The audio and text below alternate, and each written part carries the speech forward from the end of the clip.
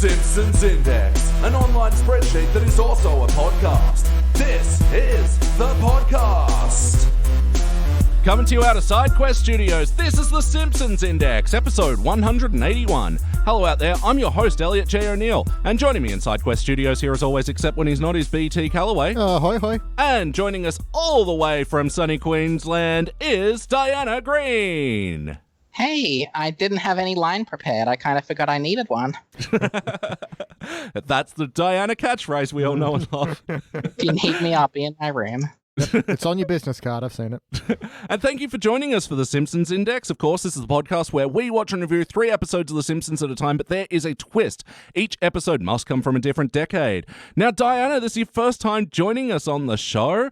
Thank you very much for joining us today, and you've been like a long time supporter of our show. Yeah, I've been there since the olden days. I was looking at my first ever interaction with you guys, and it was back in May 2017. Wow. I'm not sure exactly when I started, but it was sometime in very late 2016, very early 2017.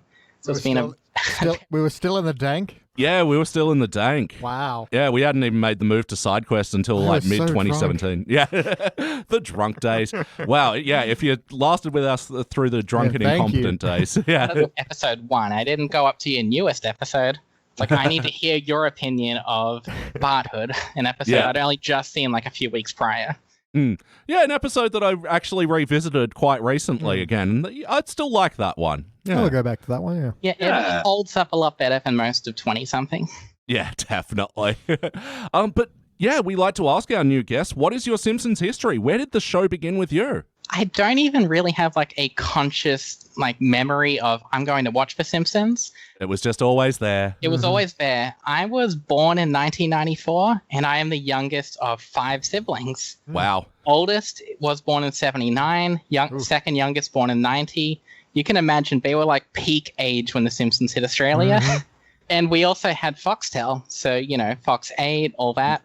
So I don't know when I started watching The Simpsons, but I know when I became really fascinated with it, which is back in the Sydney 2000 Olympics. Fox 8 had a full 24-hour marathon for many days, pretty much the entirety of the Olympics.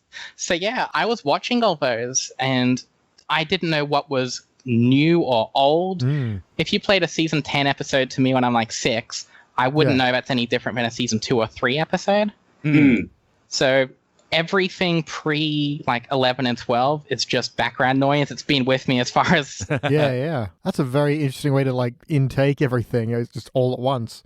Well, because I sort of felt that way, because I remember season 5 being the first one where I'm like consciously aware that there's new episodes airing. And so for me, for a long time, seasons 1 to 4 were just blur. Yeah, just rerun after rerun after rerun. But you've like activated a long dormant memory. I totally remember the Sydney 2000 thing because I'd be arguing with my brothers. They'd be like, you want to watch the same episodes of Simpsons again? I'm like, you want to watch someone run a lot and then jump into sand? You want to watch someone swim? Wow. Just for comparison and to kind of show how young I am, the first time I remember watching a new episode was the first episode of season 12. Wow. So I think that's A Tale of Two Cities. Yeah. That is the first new episode for me. Oh, wow. So on the other side of that, where did the show end with you? Assuming you're not keeping up episode to episode. I kept up way longer than I would like to admit.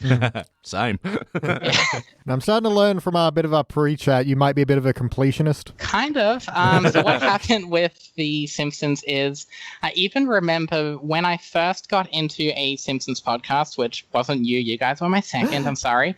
I even remember messaging them and saying, hey, I'm still watching the show. But I think listening to enough Simpsons cynicism kind of just killed that urge to watch more episodes. So I forget what season it is. I think it's like 26. There's that one where Homer gets like narcolepsy, I think, and then he sleeps with the chemist, that 20-something-year-old pharmacist.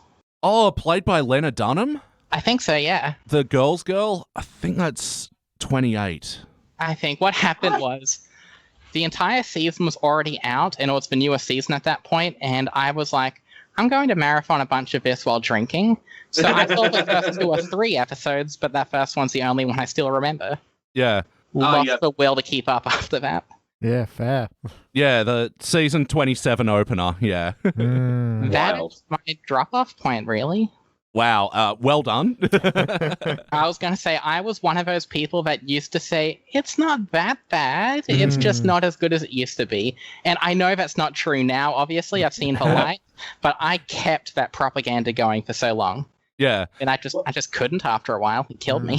Well, I know at the point that I started this podcast, because, I was partially inspired by, first of all, Worst Episode Ever, I absolutely love those guys, but I felt like that they were probably a bit too hard on The Simpsons and that there were some gems in the newer era. So, and also as a response to every single Simpsons podcast that was doing it chronologically, wanted to mix up the format a little. And from that, I was like, out to prove that there's still some gold in these mines. And the thing is, with each passing season, that just gets less and less true. We've just gone deeper and deeper into that mine, finding more and more abominations, but we still dig. One of my favorite hobbies is just describing episodes to people who haven't seen it, and they won't get what the hell you're talking about. Like the whole Bart Voodoo thing is classic. Everyone's done it. Yep. No one will believe you. You have to show him the link. Oh, the last episode, that's been a fun description one for me. It's just, all right, Homer's hallucinating this hernia monster that also Maggie can see for some reason, and Marge is guilting him into kite surfing, even though he has a hernia, which he probably shouldn't, and that's not even the tip of that fucking iceberg. And that, of course, was a season 30 episode. And the last couple of Simpsons indexes, we've been focusing on season 30 because that's just hit Disney Plus. People are, wanting our expert reviews and opinions and recommendations of how to watch this season. First of all, don't. I mean, not to play the card too early, but don't. But we'll explain in the next half an hour why you should be avoiding it when we do our review of the season 30 episode Atticus Finch. That was episode 9, by the way. First released in December of 2018, directed by Stephen Dean Moore, written by Al Jean. In this episode, Homer briefly stands up for Lisa in a store, and she sees him as Atticus Finch because she's reading To Kill a Mockingbird, and I don't know, the episode just kind of rolls on from that. There's a little bit of Bart being jealous of them, but whatever. Hey, what did we think? I'm already tired. It wasn't the worst thing I've seen. No, I mean, this is one of the ones that's... There's no bit where I got angry. Yeah. This was just morphine. It's just, I was numb by the end of this because it's just... This isn't an episode of The Simpsons. This is one of the writers, one of their kids had a book report due, and they were trying to write an episode at the same time as helping them on the book report on To Kill a Mockingbird. And that's how this episode happened. They bumped into each other in the hallway. Like, the hey, papers got mixed up. Yeah, it's like, when you bring two dates to the same restaurant, you have to jump between the two of them. And then you make hysterical mix-ups, except it's for a script. And they were just like, oh, we can do both at the same time. That's fine. No, you can't. No, you're wrong. And hypothetical writer. The episode had its own answer to this, which was just read the Wikipedia article. Yeah. Just read the prequel, Go Set a Watchman. Apparently that ruins Atticus. Oh my God. Yeah, let's hook into this thing. So, Diana, for better or worse, what's a moment from this episode that stands out to you? I will pick one thing that was actually good. There was a very brief, 30-second period after an ad break where everything was black and white and it had some good lighting and shading. That was about it, and then it got immediately ruined by Homer getting stuck in one of those things at the museum. I forget what it was. The running gag where he kept hitting his head. Yeah, one of the Newton's cradle that keeps hitting him in the head. And then a pendulum hit him. Yeah, the opening where it's, Lisa talking kind of from her To Kill a Mockingbird perspective, everything's black and white. And yeah, I know that bit. It was very brief, but especially considering just how muted and boring and lifeless Modern Simpsons is, this was a tiny, quick part of the episode that actually looked kind of nice. Yeah, well, I mean, we can criticize the later seasons for a lot of things, and we do. But the fact is, a lot of their digital animation looks very clean and lovely. Even though I feel like a lot of their character models are a bit lazy or hastily drawn or whatever, but when they choose to go for their artistic moments, I think they do land, but they do also feel a little bit hollow.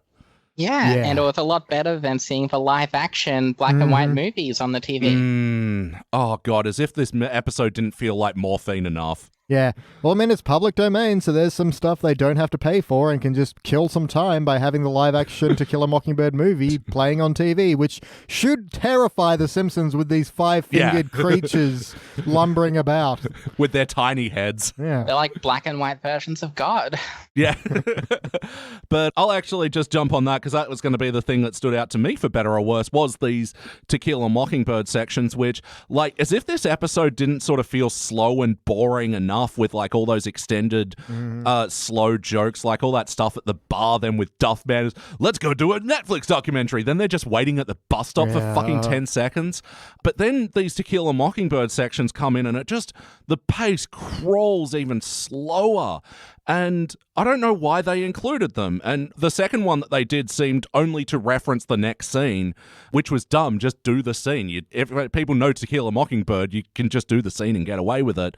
Yeah, it's just really interesting when they choose to do these moments of mixing in another property, especially when they move at such a different pace. You know, an old, 40s movie versus, a 2020 animation. It's bizarre. And because I like To Kill a Mockingbird. This is like, I've said on the podcast before, back when planes used to exist, that, if I want to go to sleep, I'll put on like a really old movie and just sort of thought. But To Kill a Mockingbird was one that I actually got gripped by and really enjoyed watching it. And yeah, and it's just, it makes it look shit. Like, that's basically the point I'm trying to make. Yeah, basically it says if you just talk in a slow southern drawl, then everything's going to work out just fine. Lisa really didn't need to talk like that. No. Like, it was on the nose enough that she, like, did the overalls like Scout. I was waiting for her to do that fucking bowl cut too. Yeah, that would look awful. It was so dumb. How about you, BT? What stands out to you for better or worse? Man, I'm going to give you a range on each. So for the better, I want to say there was a sign gag I really liked where they go to the mall and there's just a banner that says rats now control the third floor. Oh, yeah. I got a chuckle out of that. My lowest point was going to be, that bit where the Duff crew just go outside and they sit at a bus stop for about 5 seconds and that's the bit. And you're like, that's not a joke. That's nothing. What are we doing here? And it's after Lenny and Mo are crying to each other, and it's just dragging this episode through the muck. Because even if you got a joke out of, they're talking about, being depressed, even though it's unrelated to alcohol, and Duffman's like, oh no, we came here for a good time. This is all too sad. That would have been okay-ish, but then to follow it up with just this non-joke. It's not even like an attempt at a joke that failed. It's just, imagine the scripting process for this, okay? And then they go outside and sit at the bus stop. We hold on this for several seconds. Yeah. And you're like, but why? Why would we do this? And it's funny, because I remember an episode of Everything's Coming Up Simpsons. I think they're called Round Springfield right now. I don't listen to them anymore, but they had an episode with Al Jean on it. And he closed out the episode by saying, I just want everybody to know that we put just as much time and energy into new episodes as we did the old days. We still work hard and have sleepless nights. And you get to an Al Jean penned episode and you, really? Yeah, because this one just smacks of a complete lack of no effort whatsoever. Yeah. Every single button just needed 3 more passes to make it even passable. Yeah. It feels really forced that the thing that made Lisa not only respect Homer, but compare him to, a beloved fictional character from like the 50s or whatever, it was the fact that he didn't want to sexualize kids. Like, that is a really low bar.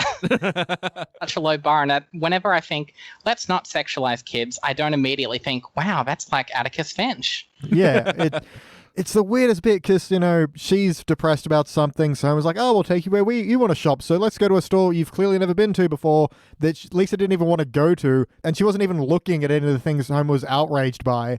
And then Homer has this big speech about not sexualizing children. And it's like, but you didn't even want to be there. Like, the problem I have with Homer's speech is that it starts out like a speech, but then it turns into sentence fragments as Lisa's like morphing him into Atticus Finch in her view, and it's no longer a speech. He's just saying random words, and it's like, okay, what are we meant to be hearing here? Is this that inspiring? It's fucking... Well, she goes on to describe Homer as a modest, heroic man who stands up for what's right. And it's like, when? Yeah. And it keeps getting explained like he stood up for her.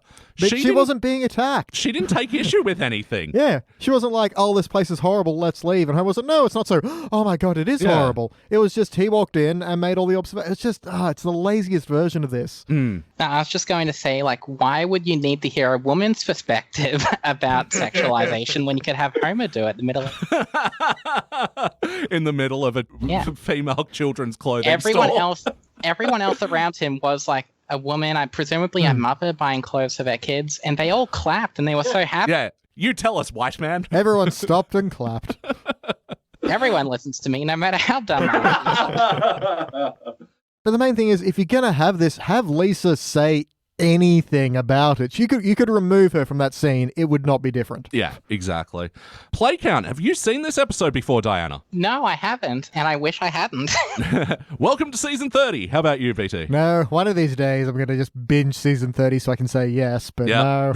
Well, go for it, because I'm not watching it in any hurry. And yeah, this was the first time. And yeah, I'm really thankful for my decision not to pre-watch season 30 now. How about the wackiness? Was this a particularly wacky episode of The Simpsons? Professor Farnsworth exists. Oh yeah, he was in the background.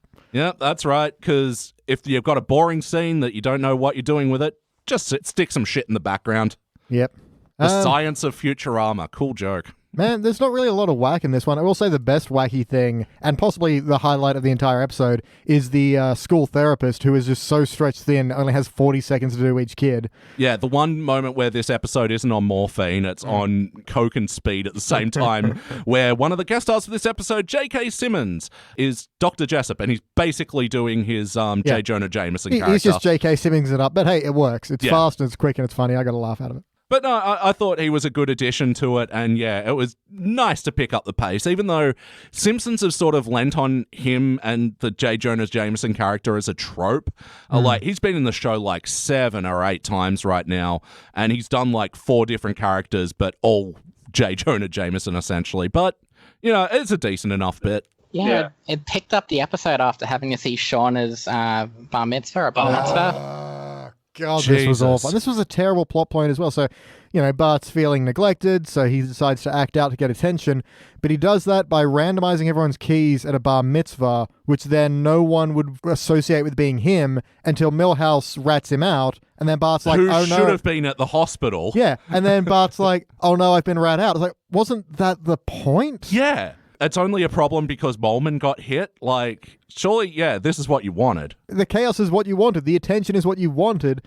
And it wasn't, you know, one of those things where he goes to get attention but gets in way over his head. Yeah. It's the second he got the attention he wanted, it was a problem. It's like, no, this was the idea.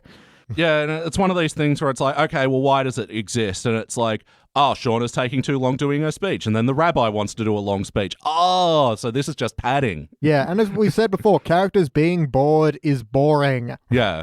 And then there's the backup of that, because the next bit, Lisa's all dressed up like Scout, and she's like, oh, I got in a fight with a kid who said dad was stupid and lazy, and it's Bart. It's like, Homer just saved Bart. Shouldn't he at least be on board or have a scene where it's like, oh yeah, he saved me, he still cares about you more than me, he's lazy and stupid, and then they fight. Yeah. It was just dumb as shit. And you know what? That was actually my biggest highlight for the episode, the reveal that Lisa beat up Bart, and he was just absolutely annihilated. It brings me back to that episode where they were on the hockey team and Lisa beats up Jimbo for him. And yeah, good times. Any other wackiness? Actually, the future sequence at the very end. Oh, I forgot God. about this too. Morphine's a hell of a drug, kids. Yeah, it seems to tie in with the other future episodes where Bart has those 2 kids, like Days of Future Past and Future Future.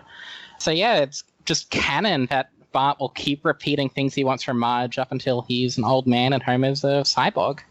And he kicks him in his R2-D2 butt. Yeah. R2-Dol2.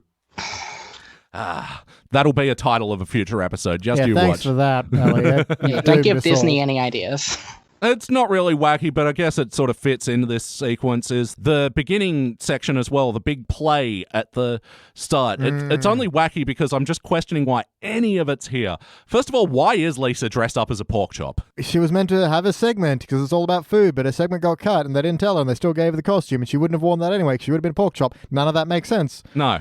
And Diana, did you get the reference with Nelson and the veal? No, I wrote down that it was a running joke because they did Yeah. it one more time in the middle of the Yeah. episode and then just dropped it. Yeah, it's a reference to Anton Chigurh from No Country for Old Men, who uses like a cow hammer air compressor thing to kill people. So they've got that, and then they've got the reprise later. What they don't have is when everyone's outside the Simpsons house cocking weapons, he's not there. And it's like, that's your obvious third button for your trilogy, you idiots. How else will we get that guy flexing his muscles? I didn't mind that, actually. And I also didn't mind the start of Grandpa going, put up your dukes, put up my dukes. But then everything after that just went way too long. He punches Bart Fucking pretty clocked him. hard. Grandpa and Lisa, Bart really got a lot of it from his family. Yeah. And Oh he my choked God. on Marge's hair as well. So Oh, that was a bit really, Homer's the only one that didn't attack him. Yeah. For once. But that was a bit I really could have liked where, Bart's watching Homer's giving Lisa a piggyback. He's like, oh, Mom, why don't we do that? And then he's on Marge's shoulders, but his face is in her hair because it's so big. I like that as a bit. I don't like how they handle it, though, because then he gets off and hacks up all these blue hairballs. Like, no. Inherently being funny because that's why, and I never thought about that before. Yeah. The fact that you would just have a face full of hair. But their best ideas and it's squandered. Yeah, and with Ralph at the beginning, and I was like, oh, Ralph's dressed up as a broccoli and he's doing a thing. This is cute. Oh, he can't remember the color green. Yeah. This is dragging out Yeah. Waka waka. very much. To give everyone who hasn't seen this sequence an idea, my first line was all about, okay, we start on Ralph. There's the No Country for Old Men bit. Nelson uses that little trigger gun on the vending machine. But this bit is so flat. My second note is, fuck. Wow, really? Well, because it's just starting out the episode with so many drag-out jokes. Because, yeah, you've got Ralph not remembering green. You've got Llewellyn Sinclair crapping on about the light bulbs and duct tape and shit. And then you got Homer and Lisa crying for an extended And amount it's of time. just so... And, I try my best to go into each episode with an open mind, but this one, tanked so quickly. Yeah. Oh, right, this is this episode, isn't it? Oh, well, morphine, please. And returning guest star John Lovitz playing Llewellyn Sinclair and the Rabbi. Yeah, I noticed that the rabbi sounded a lot like him. Just kind of killed the joke even more when he's trying to think of something funny. Yeah. And all I could really think of is, where do I recognize that voice? Yeah. Hello? Wait, what does he say in the bar? I don't remember. But yeah, what do you think of Llewellyn Sinclair, Diana? How was seeing this old character again? I feel like every time John Lovitz comes back, he gets less and less funny. And this really just nailed that in. Yeah. I looked it up because I know he's appeared more than just the first couple times, but I had no idea how much they reused him in the really modern seasons. This isn't his most recent appearance, and we're only up to 32 or something now. No, he was around a lot in the classic eras. Didn't appear much in the teens, like the odd Artie Ziff episode and whatever. No, but I mean specifically Lewin. I can't even say Llewellyn his name. Sinclair. That's it. Mr. Sinclair has appeared multiple times in the 30s and late 20s. Not just Lovitz, it's that one character keeps coming back. Yeah, he's actually one of the other episodes I was deciding between today is got a prominent starring role and Marge helps him with a play or something. And I think we saw him in, I think it was Fears of a Clown where Krusty goes legit and does legitimate theater. But yeah, they're such nothing appearances and Yeah. it's kind of unfair to go, well, it'll never be better than Streetcar, but you had such a well-rounded, fleshed-out character. This is just feels like John Lovitz doing improv. Yeah, the more you bring him back, the less fun it is because, and it's like when you've got, what was that, Carl, way back in that Homer episode where he gets hair. That's a great one-off character and he remains great because that's it. Yeah. And you never really know it, and so he gets preserved and I don't know, Llewellyn has moments, but it's not worth it. Carl was going to come back in another episode. Imagine if really? Yeah, he was meant to be one of Homer's gay neighbors in the Three Gays at a Condo episode. Oh, yeah. Yeah, so imagine, he is pretty much a perfect character because he's in one good episode. Yeah. Imagine if his ratio was 50-50 and he had to split it with that. Yeah. Ruin Yeah. it. Yeah, Three Gays of the Condo, I have been actively avoiding that one because that does not hold up. But anyway, that sort of does it for the wackiness. But how about the heart of this episode? Did we feel the bumps? No. Nope. Yeah, it's a shame because when they do Lisa and Homer are getting along episodes, it can be so touching and wonderful, but there's just no substance here. Yeah, when the rare times where they find common ground is really good, but it's just, Lisa's like, oh, you're a bit like Atticus Finch, so Homer starts acting more like Atticus Finch. That's it. There's Yeah. no conflict. There's no problem. There's no bit where Homer is faking it just for his daughter.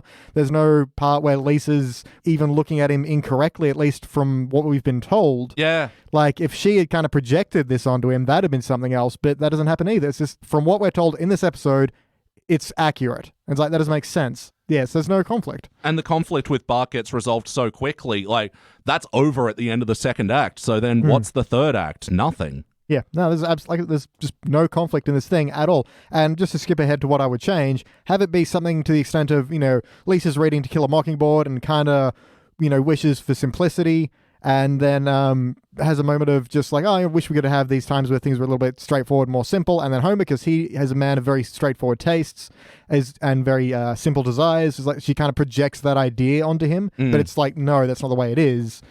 I don't know, something else. There is something else to be gotten from this. It's not even a great start, but the way they've handled it is terrible.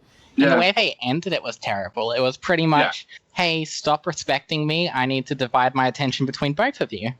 Like, that was pretty much the ending. Like, Yeah. And Marge going, I think you guys are taking this too far. Like, what? How? Why? Well, they are talking in a bunch of southern accents now. The southern drawl extending this very long episode even further. Why, it sure do. Goddamn. Yeah, Yeah. but I mean, I hate when Marge even says, oh, you need to sit down and have a perfect conversation. I can't remember who says it, actually. Have like a perfect speech for her where she realizes she shouldn't respect you anymore. It's like, wouldn't a perfect speech do the opposite? Yeah.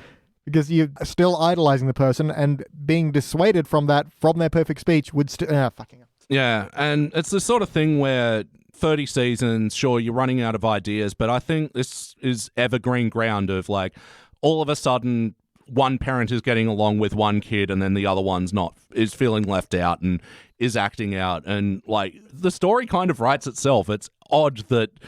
Yeah, I think you're right, BT. They just got mixed up with the kids' school report. But ultimately, did this feel like an episode of The Simpsons? Are the characters behaving like themselves? it feels like season 30 Simpsons. Yeah. I mean, we have had instances where Lisa grows to respect Homer in a different way. Usually it's for a better reason, but that's, I think that's it. The points aren't bad, but they're just so weak. Yeah. And I don't know why Tequila Mockingbird Tequila Mockingbird, there I go again. Always got tequila on the brain, even at 11 in the morning. Fucking, what was I saying? Yeah, I don't know why they picked To Kill a Mockingbird, because, yeah, Atticus Finch, cool character and everything, but, like, yeah, the subject material is very bleak and dark and all that sort of stuff. Especially for a second grader. We didn't cover that in primary school, I can say that. No, I remember in scene studies in drama in, like, maybe year 10 or 11, we looked at a couple of scenes from To Kill a Mockingbird, but Yep. I did it again, To Kill a Mockingbird. I don't know, so I was going to let it slide. Yeah. Well, because I was so annoyed because, yeah, they made the obvious joke in The Simpsons of, this doesn't tell you how to kill a mockingbird. Ugh. But at least they didn't make the tequila one. They just left that for the podcaster. But, I mean, yeah, I didn't really think anyone was particularly off model. It's just, yeah, the show as a whole just felt kind of stupid. Yeah, it's not off, it's just incredibly flat. Yeah. The other thing that makes me feel like it's not a Simpsons episodes is this whole fucking thing of characters randomly appearing in a spot where there's just no reason why they should be there geographically. And we get this with Kirk jumping in the Simpsons home. Oh, I'm wearing a sandwich thing and I'm handing out flyers because I'm Kirk and I do these sort of jobs. And then, like, Homer's all of a sudden at the school during the counseling thing. And then, yeah, Milhouse again, all of a sudden back at the bar mitzvah, even though they set him up being at the hospital. It's just, bad geography But in someone the show. had to yell, Bart did it. And I feel like with that Kirk thing you pointed out, in an era where kids have phones, you feel like Kirk could actually call Milhouse and be like, hey, I just got a job as this sandwich mascot, instead of walking into the Simpsons' presumably locked door. Like, it's... Yeah. Yeah, and the Simpsons aren't anywhere near, like, City shops Centre or and anything. yeah. It's odd. Play the Simpsons Hit and Run. They are pretty close to some stuff. Oh, yeah, that's right. Yeah. Well, yeah, I guess the geography of the show does change a lot. And, yeah, which canon are you going to go with? The video game or the series? Or... Which video game? Yeah. Yeah. Oh, my goodness. Bart's Nightmare, obviously. where everything exists on a 2D flat plane. Mm-hmm. Actually, I was thinking if we should do some Simpsons video games for the podcast, but like the problem is like video games just take so long to complete. But you could do one from each decade. do Bart's Nightmare, then the Simpsons us there. game. And Takes us 3 weeks to do one episode.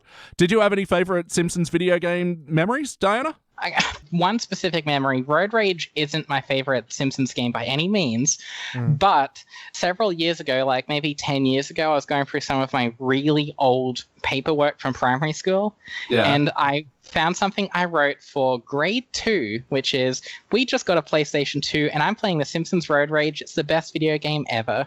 And it's like, wow, I wish I could be that easily impressed by a game like that. That was the Crazy Taxi one, right? Yeah, Crazy Taxi. Yeah. Yeah, Before I knew what Crazy Taxi was, it felt really original. Well, you see, the PlayStation 2 era was a simpler time. Things were a little more straightforward back then, you understand. We didn't mind long loading times. No, they were fine. We knew the quality of the product we were getting, and the quality of a man is not in the color of his skin, but in the gradient of his personality. That's beautiful. I don't know. I'm bored. But morphine's wearing off. And yeah, just for reference as well, To Kill a Mockingbird was first released in the year 1962. It was the first ever black and white movie I saw. So, You saw. but I saw, not that existed. I'm not. I was very confused for a No. The moment. estate of Charlie Chaplin would like to have a word. Oh, really? So you have seen it? Yeah, we had to watch it in grade 10 English, I think. We had to write like pretty much it was like a report on the book and the movie and contrast it or something. Yeah. You know, I blocked out most of high school, but we saw the movie then. It was a lot better than the other movies we had to watch at the same era, like Bent It Like Beckham and Holes. We saw the movie adaptation of Holes in like grade 8 or 9. Fuck, what did I did Shawshank Redemption, which I Nice. loved that. But we also did American Beauty, which was dissecting it actually made me hate it. All right. And which actually would turn out to be the correct opinion, because I think a lot of people have soured on that movie recently. I have not seen it for 28 years. So. I'm so ahead of my time. Yeah. You were born in the wrong generation. Only you Maybe grew up like to see that. season 30 being like growing up on season 30. Imagine that. Oh, the idea that this could be your current era of Simpsons is wild to me. For anyone of an impressionable age, because I reckon, if you didn't have the history of the good episodes, maybe you could enjoy this weird, wild show. Yeah, it'd be a wacky ride. Yeah. Sorry, you were going to say? I was going to say analyzing anything at school tends to make it suck more, but Do you have any good ones? from school. No, because I hated everything. Unless I got to pick it myself. Yeah. So then, when I would do I did Full Metal Jacket. That was fun. And then Nice. I did the entire presentation in the voice of R. Lee Ermey. I was very tired by the end of it. And teacher first notes, what is your major malfunction? Yeah, they asked. But yes or no, would you watch this episode again? No? No, but Well, it would pass the hangover test, I feel. Yeah, really? I wouldn't even, I don't need to feel more dead when I'm hungover. If I'm going in for, day surgery and they're all out of morphine and I don't have any tequila, then maybe this one will help get me through. They've finally found a new use for New Simpsons. Yep. Non-chemical anesthesia. Well, I'm very much looking forward to this question. Diana, what would you like to change about this episode? God, there's so much. Remove the live action, like we said. That has no reason to be here. Mm-hmm. I would also destroy that ending and think of something that doesn't, just ruin the whole future timeline thing as much. Yep. Yeah. I don't want to just imagine Bart sitting there for decades. It does nothing either. No, it doesn't. It's, it's not the worst cop-out ending, but it's up there. And I feel like the way they got out of the ending, which is stop respecting me, I'm not perfect. Yeah. The way they handled it was so bad, and it felt like we've only got 2 minutes left of the episode. Mm-hmm. They could have cut out so much of the stuff from the beginning and just worked on a decent ending, but they chose not to. Yeah. Yep. How about you, BT? What would you like to change? Yeah, that whole bit with the Bart is stupid because Bart is an impulsive character, so the idea of having him sit for decades thinking on this one question when he would have just kicked Homer in the butt is bloody obvious. There's that, and what I was trying to drive at before, like Lisa maybe falling for this kind of romanticized version of the South and liking that idea and then seeing it reflected in Homer. I expressed that before. I just didn't do a great job of explaining it. Change that whole bar mitzvah prank. It is so boring. And it doesn't even make sense. Like, surely he would go for maximum amount of chaos, not I'm going to mess with one bar mitzvah and somehow that's going to lead back to me. No, that's dumb as hell. The valet parking, it's like, mess with the food, mess with the Torah, mess with... Get away from a bar mitzvah. It's just, I don't know, something else. Something at school. Something that he knows is going to pin to him and cause a crazy amount of ridiculous. There's so many, I don't even know, but, it's not my fucking job. And just a different ending that somehow drops these rose-colored glasses for Lisa, who just realizes, oh no, my dad isn't a simple Southern gentleman. He's just kind of lazy, and that's how it has similarities to it. I don't know, something. The connection is so weak and tenuous to begin with. Finding a way to break it is really hard because what was even the connection to begin with? I don't know how to break something that I don't understand how it got there in the first place. Yeah. Well, I mean, the whole idea of God damn it. The whole idea of... The Mockingbird book. Just say that. To murder a mockingbird. The whole idea with that is like, proving the innocence of someone who's been profiled. So have Homer do that. And I don't know if it's like Lisa got profiled for something. Well, that's what I thought it was going to be when Bart got in trouble and then Homer was going to defend him even though he was guilty, but he didn't know that. And he just thought, no, you're just profiling my boy. Right. But and then Lisa didn't. could admire that and then Bart could be guilty the whole time. That'd be interesting. Yep. See, plots. That's how they work. That's it's simple fixes. A fucking half an hour workshop. Jesus Christ, Algene. Just be glad it didn't end with Homer being racist or something. That could have been another way to get out of it. Yeah. Or he takes back his whole thing about the sexualized clothes for kids.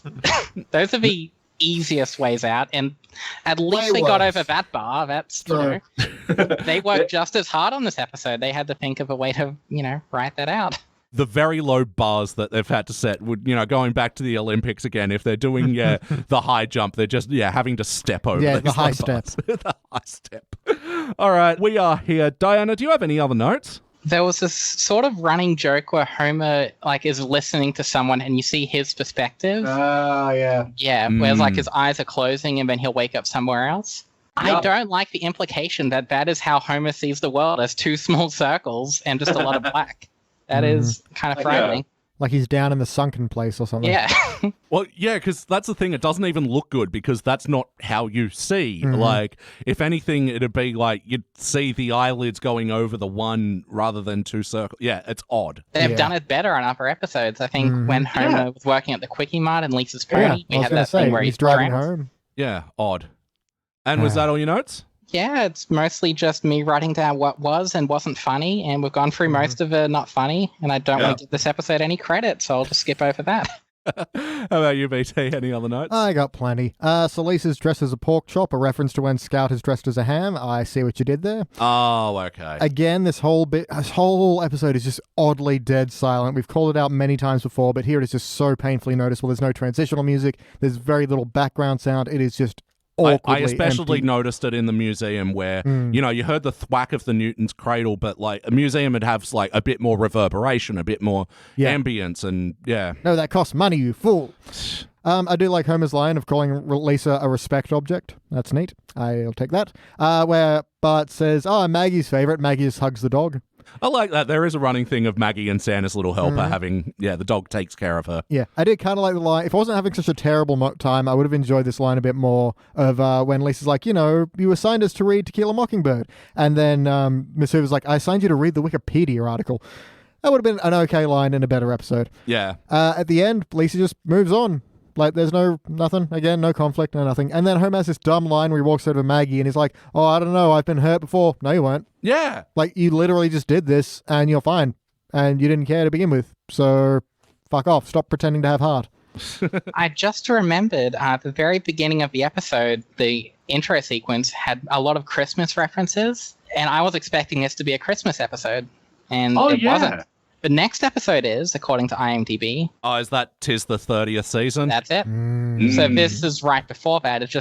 It felt out of place. Oh, and the couch gag, like, I liked kind of an idea that we were like incepting into Homer's dreams, but they were just kind of random and non-anything as underwater, then black and white, then atoms. And I kind of like how each atom was colored the way each Simpsons character was colored.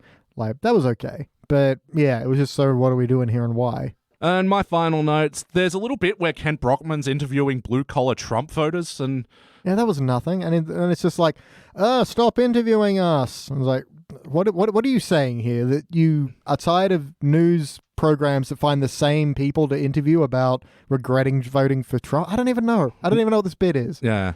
And my only other note was there was an Agatha Christie rant from Grandpa, which sucked. Yeah, he never figured out that Poirot was the detective. I feel like it's these things again where you have to know the reference to get it, whereas a good Grandpa rant, you just need to know about onions and belts. Delightful nonsense, and if you know a little bit more, then you get a little bit more out of it. Exactly.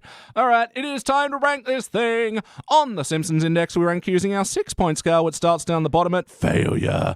Maybe if the episode was just meh, you give it a participant, but for the positive rankings, you got okay bronze, good silver, excellent gold, but for the best, the very best, the episodes which the Simpsons could not exist without, you give cubic zirconia. I'm going to go first. Let me show you how it's done.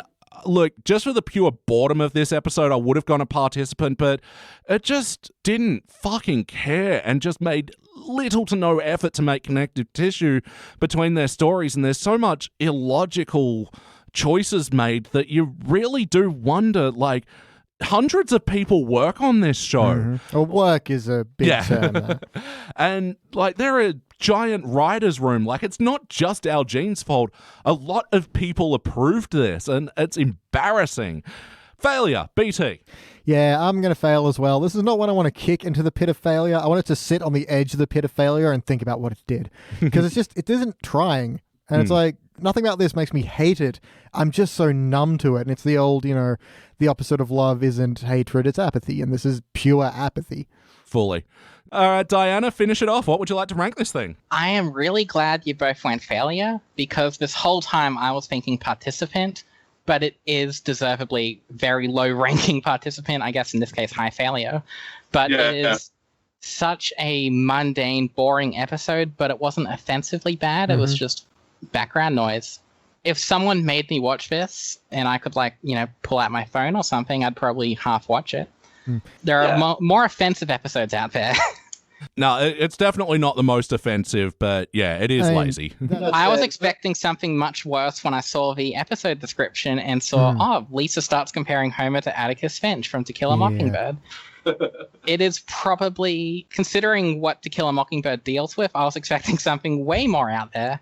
This was so watered down that it's pretty much just water, but water can be good sometimes. Yeah. It's somehow diluted water. But it's water that tastes a little bit like milk, and you're like, how is that possible? This is a juice bottle. What the fuck? Yeah, they cut water with milk. But I like the comparison to background noise, because if someone asked me if I wanted to watch this episode again or just sit and listen to room ambient for 23 minutes, I'll take room ambient. Just the subtle sound of an air conditioner clicking on and off. I was going to say, I've been playing a lot of RPGs lately and a lot of grinding. This is the kind of thing where I can just watch it while grinding. That is the best way to put it. It's for, I'm doing the laundry episode. Yeah, for real. All right, that'll average out into being a shiny failure. It'll be the third episode from season 30 that we've given a shiny failure. It'll be joining From Russia Without Love, where Bart pranks Moe by getting him a mail order bride that, kind of works out for a bit. Yeah, that was dumb. And also Treehouse of Horror 29, which was started out with Homer and the Cthulhu, and I don't know, it was a boring one. I couldn't The barely only remember it. other season 30 episode I saw. Was that in preparation for Worst Episode Ever's Halloween? I think it was, yeah. Yeah. I think this had potty snatchers on it. Yeah, that was bad. Yeah. That was bad. What's the point of a Halloween episode now when the show is so wacky and, it's pretty violent? I know the point has been made that, countless times that, back in season 11, Homer got hit by a car in a Halloween couch gag. Yeah. The show is so far removed that there's no difference really between the Halloween and anything else. Especially for the vignette episodes now. Every other episode is us telling 3 unrelated stories. That's right. I actually saw another one in this season, which was The Simpsons tell 3 stories about getting to heaven as well. I was like, oh, okay. And then in season 31, I know they've got a... Thanksgiving. Yeah. So... I've seen that. It's not the worst, but that's not really a glowing endorsement. No, Not at all. that endorsement does not glow. Well, that about does it for the Disney depression. What else are we calling it? The 30s. And we're going to jump over the HD era and go to the teens era. We're going to watch an episode called Marge's Son Poisoning. BT, what's this episode? Bart dies. And the rest of The Simpsons is just a death dream? No, show over. This was is the real final end. episode. Oh. Yeah, Why did we keep watching when the final episode was already... because that background sound is just kind of comforting. It's because Bart dies in the future after he kicked Robot Homer's butt. Yeah. Ooh. His soul could finally rest. And the rest of the series is just the sounds of worms consuming Bart's body. All right, well, we're going to go watch Bart die. We'll be back. Woo! And we are back, and we just watched a Teens Era episode. This was Season 17, Episode 5, Marge's Son Poisoning. First released in November of 2005, it was directed by Mike B. Anderson, written by Daniel Chung. In this episode, Marge buys a tandem bike, and feeling sorry for her that no one will go riding with her, Bart goes riding with her, and then starts to worry that he might be turning into a mama's boy. And in the B story, Homer gets really jacked in one arm. Hey, what do we think? Yeah, It had its fun. moments. Yeah. For a season 17 episode, which is on average a participant season, this was nice. Yeah, it was pleasant. I think that's the best thing I can say about it. Looking through season 17, this is definitely a highlight. Well, before the pod, you were actually telling me a very interesting thing about this episode's rating. Yeah, on IMDb, this episode is rated lower than the Italian Bob. When will people learn democracy just doesn't work? And I don't think it's getting the same rating on this index. Well, no, I don't like to give away the ratings too ahead of schedule, but yeah, this is way above that. It is standing on the shoulders of that Italian Bob. I prefer if it stood on its neck, but Yes. you know.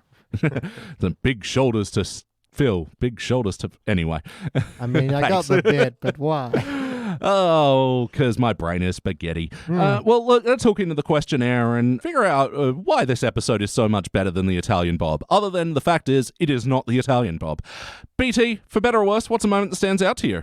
Actually, I kind of really like Homer's B story and how that plays into everything else. Because, you know, they go to this pier, everything's shutting down. He buys a barbell from this strongman. And then just like a dog with a bone, he just starts playing with it. And that's Yeah. it. He just starts pumping one arm. And I like that he just gets really excited about one thing. And that's fine. But main to the point of the episode as a whole, I like that Marge actually doesn't care when he goes on a wacky adventure. He's not being neglectful. He's just gone off on one of his random things. Marge is like, yeah, and the fact that she doesn't care actually bothers Homer. I really kind of dig that as a approach to, you know, Homer's wacky adventures kind of thing. But it's also because Marge has something else to do, and I like that balance. It's a good shift from normally Marge, instead of being regulated to the role of like Naga or something like that, she's just, okay, sweetie, have a good time. Yeah.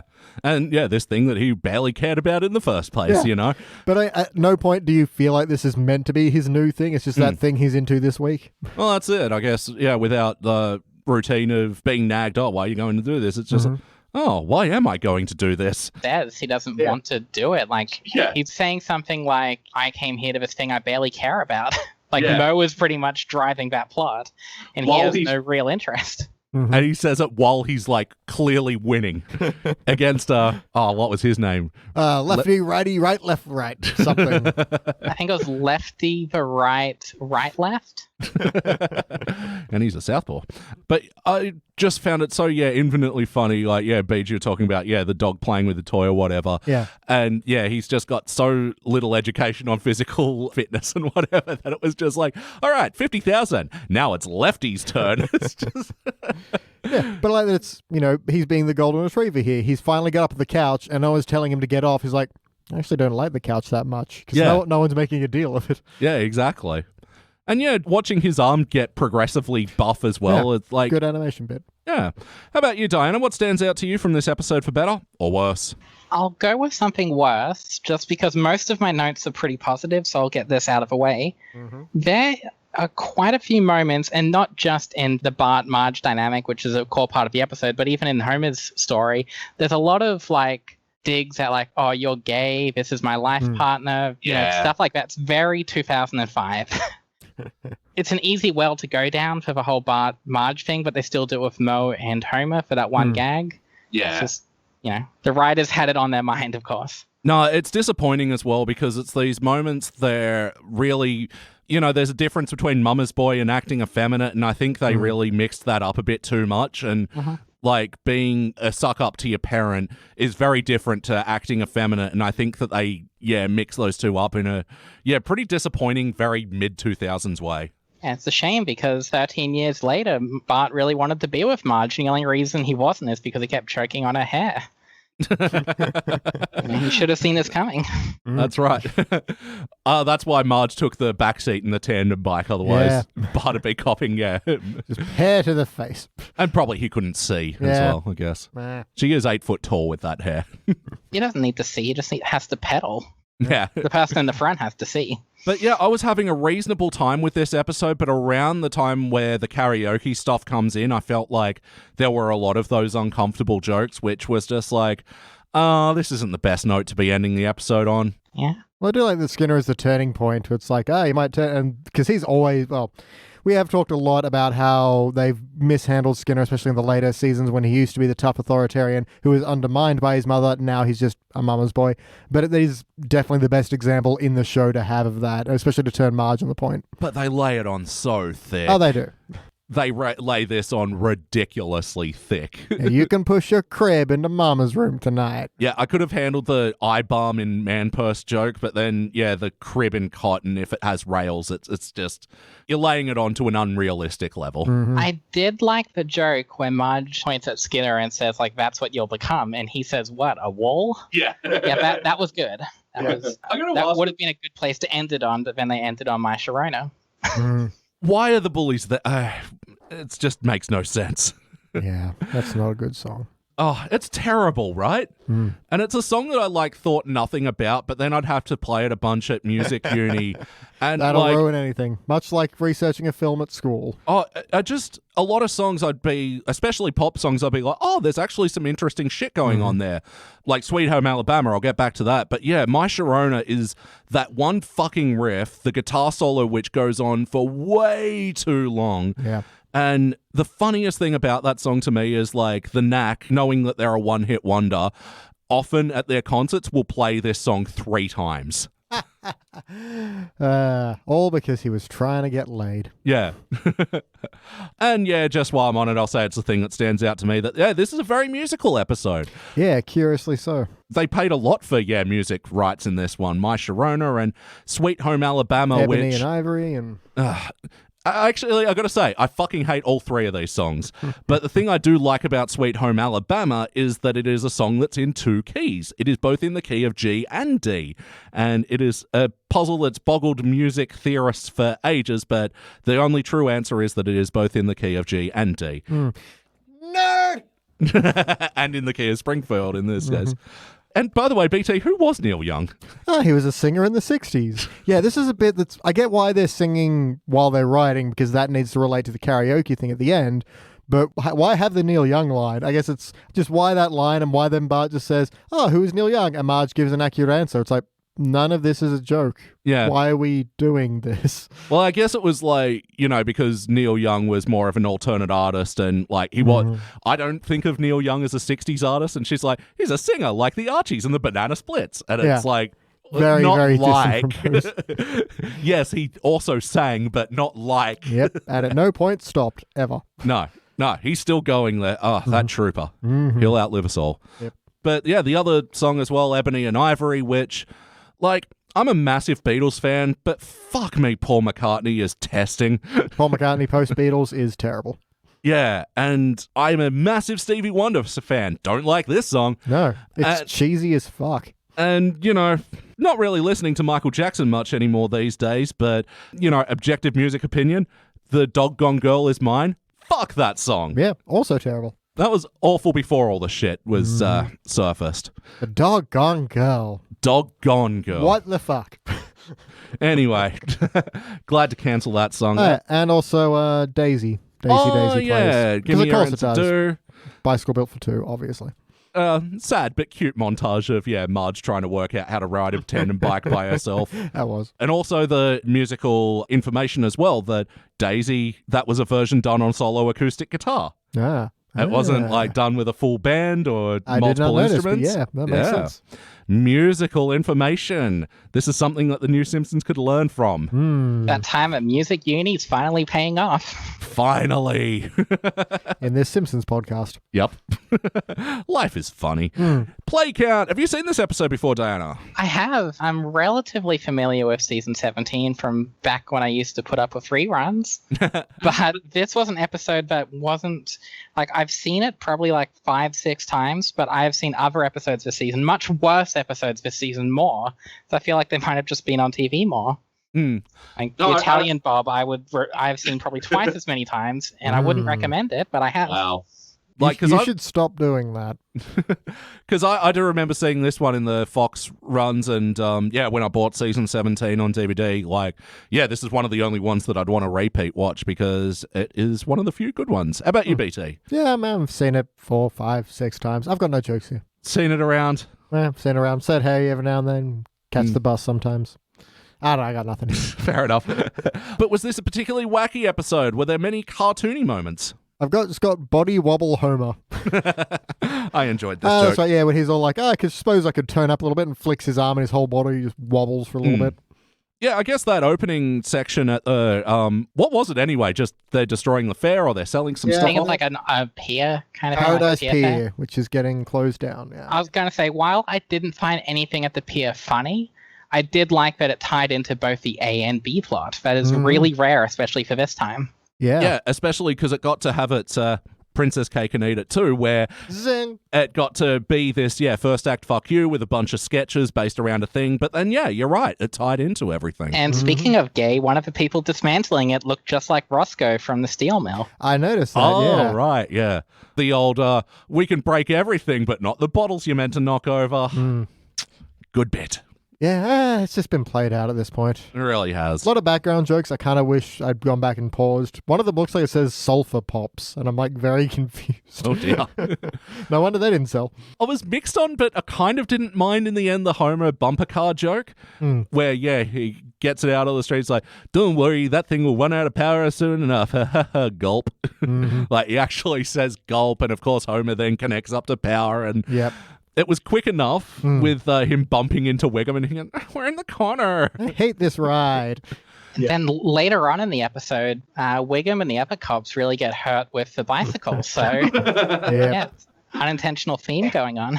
But for a moment, they were so happy. Well, Wiggum was happy. Yeah. But I like that they were pedaling on the red wagon, cuts away, and then we're doing Marge and Bart again, and then they just crash into the Simpsons backyard. Like, this is an example of, a background joke that I don't think undermined the scene, and I think was a nice extra button on the other thing. Yep. And wasn't Wiggum Lou corner either, so all positives. Yeah. Other wackiness, all the barflies are somehow pinned under a pinball machine. And I do like that line of, we were trying to impress some girls. Yeah.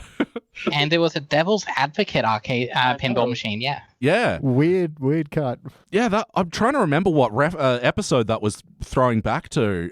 So It no, was it at was- the Quickie Mart. I know about it was March. Jim. Homer goes, I'm going to have to play devil's advocate here. And then Yeah. cut to him playing. That's right. If I could remember who he was talking to in that moment. I think it was Krusty, but I'm not sure. I'm double checking. You're right. Yeah, Insane Clown Poppy. I looked it up on Frinkiac. Yeah, it was, the Sophie the Clown episode. That was actually on the short list for today, but I went with this one instead. Yep. And my other bit of wacky is, I don't remember the setup, but they talk to Rich Texan, who's then like, what do you like? Long walks on the beach. And I do like, he's taking them for a long walk on the beach at gunpoint. Yeah. I didn't actually mind the whole making Homer out to be this absolute geek and then having the Texan. Like, I liked this little hustle. It was like a weird scene, but I enjoyed it. She was like, oh, can I have a diet ginger ale and make it flat? The bubbles burn my buds. Yeah, they laid it on very thick, but it was enjoyed. Very goofy stuff. Did you have any other moments of wackiness, Diana? Not wacky, although when Marge is asking all the family to ride on the bike, she never once asked Lisa. Oh, yeah. Lisa Yeah, that was was barely in in this this episode, episode. yeah. Ask Maggie, who couldn't pedal at all, Yeah. but doesn't think to ask Lisa. Interesting. Actually, yeah, does Lisa have a line in this entire thing? Oh, surely she did at the By start. contractual obligation. She got eaten by a couch and a couch gag. That was it. Yeah. Yeah, I love that. We're watching the couch gag and Beach. You just immediately said, this had more plot than the last episode. It did. There was conflict and drama and a beginning, middle, and end as all the couches came alive and attacked us all. Also, I just remembered there was a Lisa line, at least one. She's the one that told Bart that Marge is lonely. She kind of instigated the plot and then did nothing. Yeah. She's just pulling the strings. She's like, Mum looks lonely. I'm going to do something else. I got my own thing on. Bart's treehouse. I was in here, and that was it. Yeah, actually, there was some fun, wacky stuff with Bart's treehouse and Booger Wall and... Yeah, I do like he's got Skinner sucks written on the wall, and then when they, fancy the place up, there's an embroidered Skinner sucks. Yeah. Simpsons have, like, a few of those good, like, cross-stitching jokes. Like, yeah, I want to make a collection of them and never learn to cross-stitch. No. But how about the heart of this episode? We just watched an episode before with Homer and Lisa's relationship, and now we're looking at Marge and Bart's. How did we think we did with this one? It certainly attempted and kind of succeeded at times. Yeah, I'd argue kind of is a fair assessment. It's no Marge be not proud, but it's a lot better than what we just saw. Well, I think the turn in the end is like where you can see the direct what works and what doesn't, because Marge sort of having that bittersweet thing is like, oh, I love spending time with my son, but, you know, I don't want me to be his world. Yeah. Like, I think they land that moment enough. And especially, yeah, with Homer coming back to Marge at the end and singing with her, it comes together nicely, I think. I feel like Marge had some of her stronger moments. Like, this was really well written for Marge specifically. Like, she's thinking, oh, Bart could be a doorman, as if that's like like the best career he could get into. Like, I like Marge and Bart as a dynamic a lot. In fact, Marge Be Not Proud is my favorite episode. Oh, really? And Bart the Muppet's my second favorite season 10 episode. So I like this a lot, and they usually don't land. It's landed better than it should have for season 17. Yeah. When they become the T-Birds. Yeah. Yeah. Nice little reference there. How about you, BT? Any notes on the heart? Marge's montage after Bart leaves with just her on the bike, is that a Midnight Cowboy reference when they're on the bus to Miami? Okay, Oh, really? I wasn't sure because it's been a very long time since I've seen that movie. I haven't seen it, but it popped up on IMDb when I was looking at the reviews. So yeah. Right, There we go. Well, Elliot, I know you know Seinfeld. So you know the bit where Kramer's got like a tooth pulled and he's kind of huddled up in a bus next to Jerry, I think? Oh, right. That's also a Midnight Cowboy reference. Oh, because she's huddling the... Okay, yeah. Yes. I believe. Again, very long time since I saw that movie. I guess they would have sold that if they had the Everybody's Talking sting. But Yeah. They probably just burned their music budget by now. yeah, because 3, like, big songs, like, they would not have been cheap. Nah, definitely not. So, yeah, it's interesting to me that they, had this many. They got their money's worth of Sweet Home Alabama. Yeah, for real. And just asking, who is Neil Young? I don't have any too many other notes on Heart. I do want to point out, I do like when Marge, runs on stage like, stop the showcase, and no one has a reaction. Just an audience shot of just, oh. I've got to ask, like, this is weird, right? What? To have a a school school karaoke karaoke. performance. Which seems to be open to anyone because Apu is there. Yeah, And none of his kids are in school yet. exactly. But yeah, a school hall karaoke thing that seemingly no one wants to be at, yet Yeah. everyone's attending. And the bullies are there Yeah. with preppy costumes and everything. Yeah, this makes no sense. Yeah. Yeah, it really don't. I mean, none of us went to a school karaoke event, I assume. No. Especially when Bart's like, hey, this is tonight. And it's like, wait, so there was like, you could that easily get on the bill? Yeah, yeah. I guess no one wanted to be there, but still, what is going on? But then is it karaoke or is it a showcase? Because karaoke is usually a party. Anyway, it's just odd. I just kind of wish they did it at like the bowling alley or something. And Yeah. it wasn't like a Yeah. big hall event. It was just... But it needs to be the school because the bullies were the ones who picked on Bart to make him, turn away from Marge. Then it has to be school related for that. It's, I mean, teenagers are allowed in bowling alleys. Yeah. I mean, not Yeah. where I'm from, but But yeah, it is clunky. It works enough, but it is like, hang on, this isn't a thing. yeah, if you stop and think about it at all, it falls apart. Yeah. Much like Princess Cake. If they didn't do it at the school, how could we get the Chalmers yelling at Skinner and Mrs. Skinner line? Yay! Yeah, I mean, this isn't the most egregious Skinner bit they're going to because it gets so much worse. But this is the beginning of that downfall.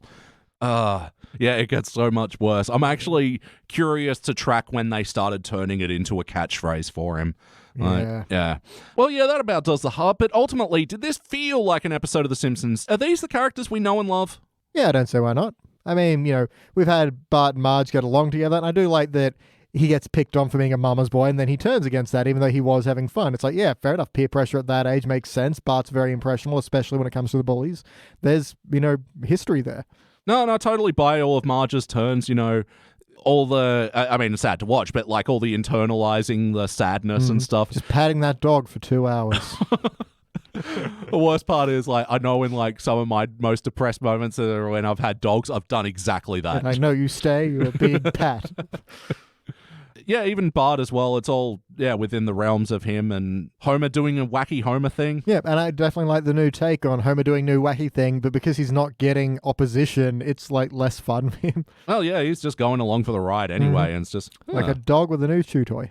I actually like the fact that usually when it's Marge and Bart, it kind of focuses on like the special little guy. He's, sweeter than people think he is. But at the end of this, Marge was kind of embracing Bart's troublesome side and like making a big kind of a mess at the end. She was liking that he was more rebellious. Yeah. That's not really a perspective you see much. That's like her accepting her son, and even though, it hurts her to lose a best friend in this moment, it's like, I gotta let this kid be who he is. Yeah, if you love something, you let it go. Like a chew toy. But ultimately, would you watch this episode again? Sure. Yeah. Yeah, I'd watch this one again. And episodes we want to watch again, we like to think about what playlist we'd put them in. So what's a couple of Simpsons episodes that would pair nicely with this one? No, I'm going to patch it to all Apu's musical moments. So the part where he joins Stargazer, that one where they're walking down the street and he's washing a T-bird and singing something. I can't remember what. Dream Police. Dream Police, yeah. He's got, especially for like the 80s hits. I don't know how many episodes you can get out of that, but that's why I want the playlist. I want to see how deep this well goes. Even though that is a season 26 episode, I do love the justification that, just because he's been in the Quickie Mart listening to 80s radio the whole time, it's just, he's not. It's ingrained, yeah. Have you got any playlists for this episode, Diana? So Marge Bart's an obvious one. It could go well with, Marge Be Not Proud, even the really dumb MMORPG one. Oh, yeah. Kind of pairs with that. Yeah. Bart Treehouse. There's been a lot of like renovations to that treehouse, like the time they got the Amish to build it and the electricity everything. Yeah, there's a whole episode where Marge rebuilds it. I can't remember when, but... Another episode I think it pairs well with is, I think it's King of the Hill, the one where he climbs the mountain. Homer climbs the mountain where he gets a really freakishly big arms and it's kind of off model. This is just like half of that, yeah. Yeah, where he starts working out at the Gime. Yeah. What did you do to your shirt? I would also like to throw to a very tenuous link, but I'm pretty sure when Bart is hanging out with Agnes Skinner, and she's like, you can take back home any picture you like. Not that one. That's a princess cake. Coconut cake. Coconut, damn it. I'll still take mentions of cakes for 500. By the way, I looked up princess cakes. These things look delicious. It's like a really nice, airy sponge cake with a big, thick layer of jam and cream in the middle, topped with marzipan. Looks lovely. It looks lovely, but I mean, I want some density in my cake. I like that when I Googled princess cake, I managed to find people that made cakes with like Barbie tops. Oh, yeah. So, like, they didn't understand what I meant when I Googled it. Like that, and there's like a Disney princess one. It's like, no, I didn't mean an actual cake of princesses. Oh, I think I remember the exact design you're talking about. It's like, this is such a dated reference. If anyone remembers the Women's Weekly birthday cake cookbook, look it up. It's like some amazing proto cake boss, Ace of Cakes cake design going on back before we had like fondant that you could shape into anything. Fondant. We had to like make duckbills with potato chips and the smokestack out of a train with popcorn. And I remember the one which was, the Princess Ballerina cake, which is just someone made a dome cake and just stuck a Barbie into the top of it and said, that's the dress. Have you referred to that cookbook before? Because I feel like you've mentioned it on the index previously. Oh, probably. Why is this so important to your developmental life? I don't know. I just remember that book being around my house as a kid and looking at it a lot. And then, like, someone on Twitter a couple of years ago, like, reposted the whole thing in a Twitter feed, and I just got all nostalgic. I know you don't read, but goddamn.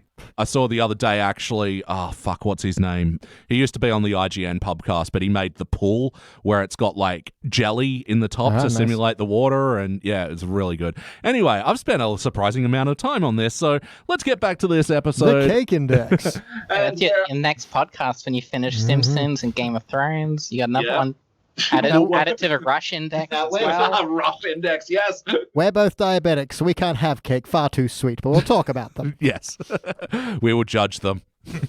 Yeah, let's get back to this episode, though, and ask, how would we change it? BT, we'll start with you. What would you like to change about this episode? I'm sure there's plenty. Nothing immediately springs to mind. One thing I do really want to change, because I don't know why it's there, when Mo is like, I got this book of brain teasers, and then reads one out, and it's like, okay, neat. I don't know. It's just, it's not awful. It's just, why is this here? It's very...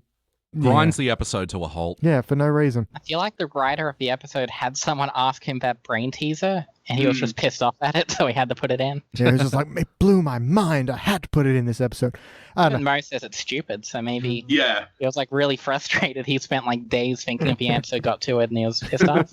He's like, okay, I got the answer. It's a clone from a different dimension. So, no, it's you. Oh, shit. Yeah, other than that, I suppose the climax of all this, the karaoke bit, we had a good riff on how it doesn't entirely make sense, and it works fine, but it's just a bit There's got to be a different version of that. Other than that, it all functions just fine. There's nothing that really sticks out to me that I drastically want to change, so yeah, I'm not looking to change too much. Not in the sense that it's perfect, in the sense that it's functional. Yeah. How about you, Dinah? What would you like to change? The last 30 seconds, where they sing My Sharona outside the Simpsons house. I agree. That's definitely going. Maybe some of the kind of 2005 era homophobia, maybe. Yeah. Like they could have toned it down a little, and obviously remove the, Chalmers being Chalmers thing. Yeah. Yeah, look, I agree, and I find it hard to sort of forgive it as a product of its time because it just sucks to hear. You get used to it when you go through old media. Yeah. I just don't like that 2005 is old media. That feels too real. Yeah. For I don't- context, I was in grade 6 when this episode came out. Oh, wow. Yeah, We're so old. I hate to say that.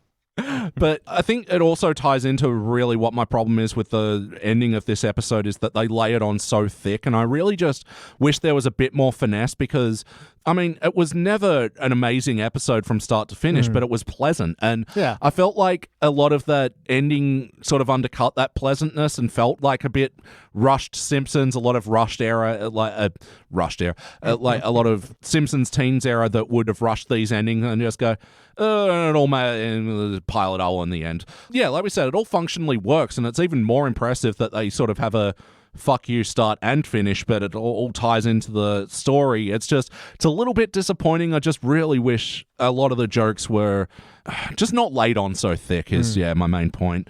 All right, we're here. Diana, do you have any other notes? Yeah, I've got just a couple. One of them is I did like when Bart invited Marge to the treehouse. She said it was like Bruce Wayne inviting his mum to the Bat Club.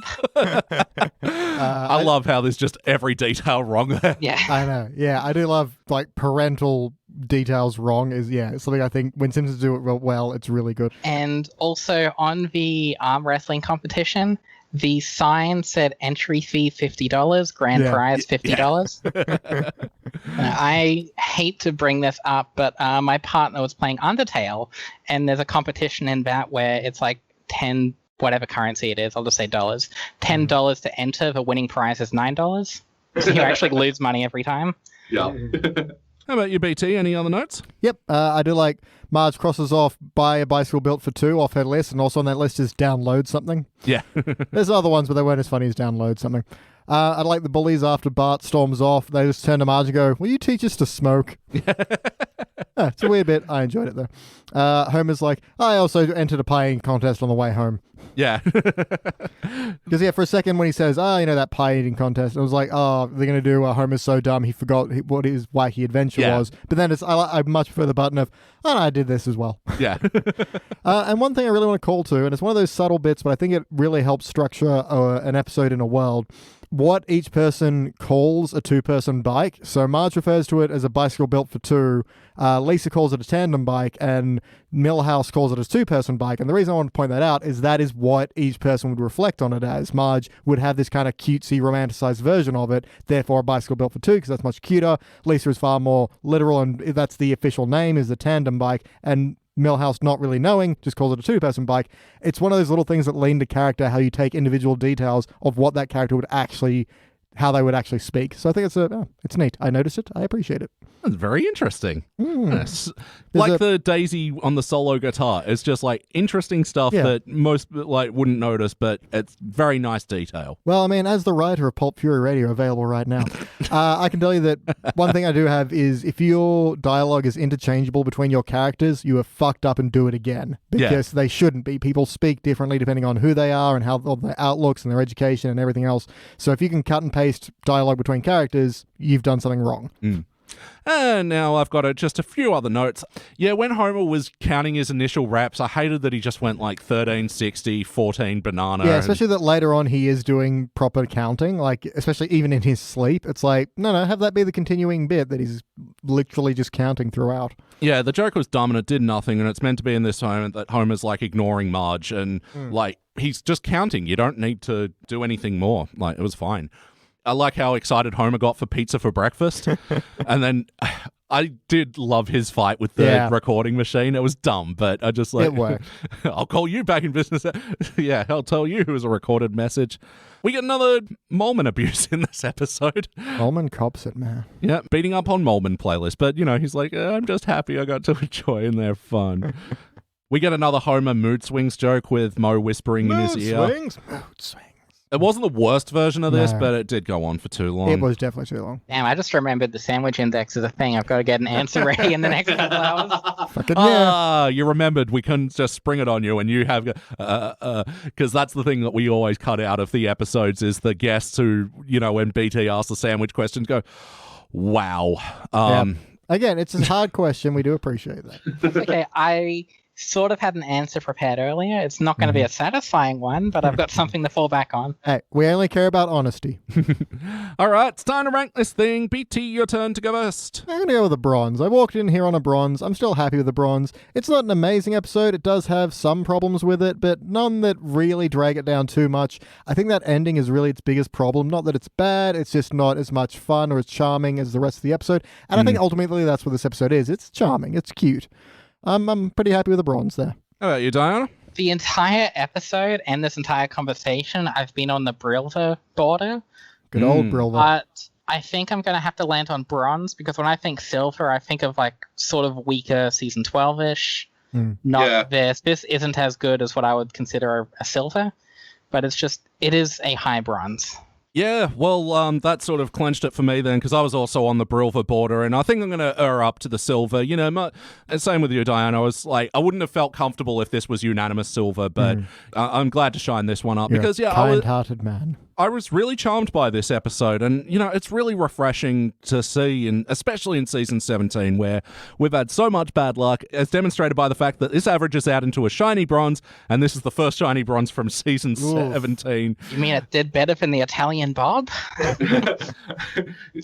Significantly better, But how? not 0.1 worse. Like a few metal grades better. Actually, I'm just going to quickly jump onto the spreadsheet because, and yeah, for those that don't know, I've done a significant update to the spreadsheet. I've kind of condensed it down a little bit so it's a little easier to read on the splash page, and then there's like the detailed one that is the old one with all the guest lists and whatever. But yeah, the new one's just sort of a nice, quick, easy to read one, and I've also put the average season rating as well. But Elliot, if I wanted to look at the spreadsheet, what website would I go to? Oh, thank you for reminding me, Diana. I almost forgot. It is www.thesimpsonsindex.com. All right, it'll be our second best episode from season 17. It's just beaten out by the seemingly never-ending story. All right, I missed that. That is probably like the only episode this season I'd put on par with it. Yeah. But I still feel like this is better than that. So do I, actually, because that one's fun, but it's incredibly silly. But according to IMDb, it's significantly better. I think we've learned we can't trust IMDb, Except for a certain spreadsheet. Yes, a certain spreadsheet. which shall go nameless. www.thesimpsonsindex.com. Yeah, I am so- happy now that when I Google Simpsons Index, you guys are now finally the first thing to come up. Used to, I you used to know. be something else. Used to be the science thing. Yeah, the Simpsons Diversity Index, which, you know, to be fair, probably should be Googleable before us, but Yep, fuck science. I got to learn how that thing actually works. I know it's something to do with biology, maybe birds. Yeah, it's basically taking each individual organism and ranking it by like failure, participant. God damn it. You fucking had me as well. You fucking I had me. sounded serious. That's how. All right. Well, that about does it for the teens era. Now we're going all the way back to the classic era and pretty well the start of the classic era. We're going to watch season 3's I Married Marge. BT, what happens in this episode? He marries Marge. You're not really giving me much to work with. Yeah, I know. But who marries Marge? Ooh, we shall see. When we come back, right after this, music sting. Word from our music sting. I was going to say sponsors, but we don't have those. No, we don't. It's just us. Anyway, we'll be back. Message in a bottle, yeah. And we are back, and we just watched our classic and final episode for the day. This was Season 3, Episode 12, I Married Marge. First released in December of 1991. It was directed by Jeffrey Lynch, written by Jeff Martin, not the lead singer of the Tea Party. In this episode, you should all know this one, the one with a flashback and Homer marries Marge, and it's also Bart's birth. What did we think? Delightful. It was great. And Diana, you know, I give our guests a short list of classic episodes to pick from, and you pick this one. Why this one? What stood out to you? Why did you want this one? It's one of my all-time favorite episodes. I have a soft spot for the episodes with heart in it. And not to give much away, there is some heart in this one. But it is my favorite flashback. And it really has been speaking to me for the last few years because currently I'm a little older than Homer was in this episode, but I'm still in that period where I am going to get married. I live in a shithole and I don't have enough money to support myself. So, this really kind of speaks to me where it's like that, nothing's good enough kind of thing. And you feel like you're letting someone down. Yeah. That kind of happens. There's a lot of, this is back before, it's Homer being like, here's $500, go spend it. This is back when money was a serious issue. Yeah. And it just, I don't know, it really hits home. Yeah, the whole money being a serious issue. This is something that's popped up on the pod a lot of times for us. Is just that. Yeah, back when they were a struggling middle class family. Yeah, and to show them being a struggling middle class couple as well. That I will say this kind of stood out for weird for me that they're sleeping on the couches of the Bouvier house, yet Marge is shown to have a bedroom in one scene. It's a little weird. Yeah, maybe they didn't want them fucking in their house. I don't know. I don't know how fundamentalist the Bouviers are. I also don't know, maybe it's only a single bed and this is like the sacrifice she has to make. Yeah, true. No, But it's it would also ruin the joke where they're together. I think that's it. It's in service of a joke of you need Patty / someone, whichever one it is, to walk in and be like, shut up down there. Quit scratching that pen. I love the scratching that pen moment because I feel like if this was like a season 25 episode, it would be Homer verbally saying everything and then Patty or Selma would say, shut up without talking. This is so much more subtle and you don't expect that to be a joke. It really drives how intolerant they are of Homer. Like, Marge's family sucks. Oh, And everyone always from have, top to tail, even Jacqueline is a bit shitty in this episode. Yeah. But, I mean, it does very well show, especially on his line of, it's clear your family doesn't want me here. Yeah. Shut up with that pen scratching. It's funny because, if it's not just intolerance of Homer, it's just like the frustration of living with light sleepers. Like, I'm so glad that me and you could both sleep through hurricanes and earthquakes at the same time. Because, There are multiple times when I'm up early and, I'll accidentally close the door too hard and it's Elliot. I didn't wake him up. Danny and I have literally rigged up an electric guitar next to your head and strummed out a chord before it even woke you. But, Diana, what is a moment from this episode that stands out to you? There are a lot of moments here that really, very subtle moments that, kind of are references to other episodes in very subtle ways. I think you even mentioned this on the I forget, it was one of the other flashback episodes. In fact, I messaged for podcast with this, but when Homer is finding out that Marge is pregnant at Dr. Hibbett's, it's the exact same scene played in another episode. I think it was season 2's. Yeah, I remember you saying that it was a cutaway joke in one episode, and here it is, again, slightly different colorized as well. But it still had the same Hibbett hair as well, because he has different hair in all the flashbacks. That's right. Yep. But it wasn't just that. There was another moment which I don't even think I noticed till this time, or maybe I did and it just, got stuck in the back of my brain. Yeah, but when Homer gives Marge the onion ring, he says, like, "Pour vous," which is what he said in The Way We Was when he was tying the flower to Marge's prom dress. And that also tied into that episode because Marge was teaching Homer French. Yep. So it's a lot of continuity. Yeah. Back when they cared about it. Yeah. So this episode, I forgot how many moving parts it's actually doing because, not only is it our second flashback episode, it's our first Here's the Kid Being Born episode. It's also the episode where Homer gets the job at the nuclear plant. There's a lot of, they're setting up Simpsons history. And even, I was reading Sam Simon was actually a little annoyed that this wasn't 3 episodes because he's like, you're putting potential plot points into one episode. This show won't last too long. It'll be done by season 6. Let's get everything done. Never know when we'll be here again. Yeah. Well, Sam Simon will also quit the show in the next season, saying it's a sinking ship. So he's both right and wrong, and dead. But just to work against its attention to continuity, when they're listening to "Light Up My Life," they're like, it's our song. No, your song is When Birds Suddenly Appear, motherfuckers. Oh, yeah. I was going to say they can have 2 songs. And they can, technically.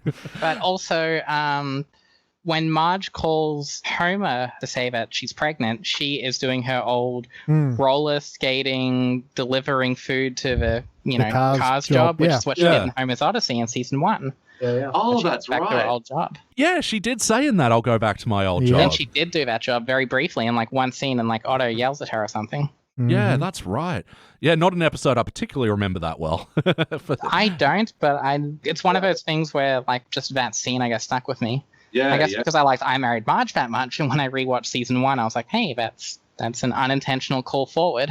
Yeah, amazing. I think the amount of plot juggling within this episode and with the greater series is, pretty amazing in this one. And for those flashback episodes, especially these days, to feel so like they're rewriting the history, I'm glad that they're carrying the weight of the history in this one. What about you, BT? What's a moment that stands out to you for better or worse? All right, I'm going to throw to 2 moments because I'm a renegade like that. Pew, pew, pew.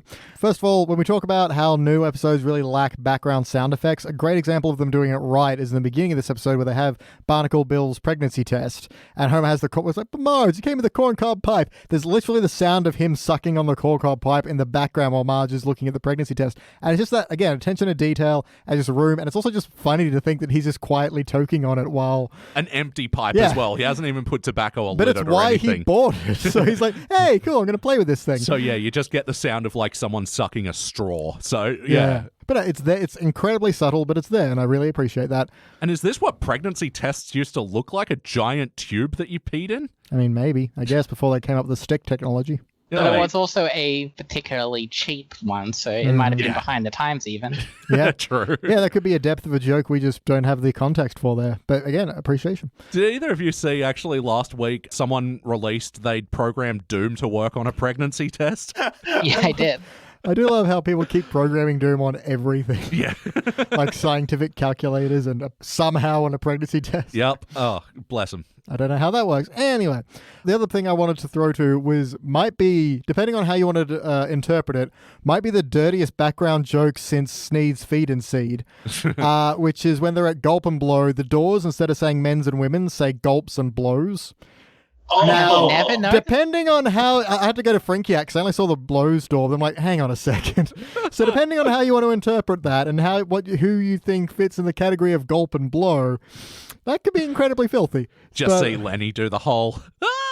That one, yeah.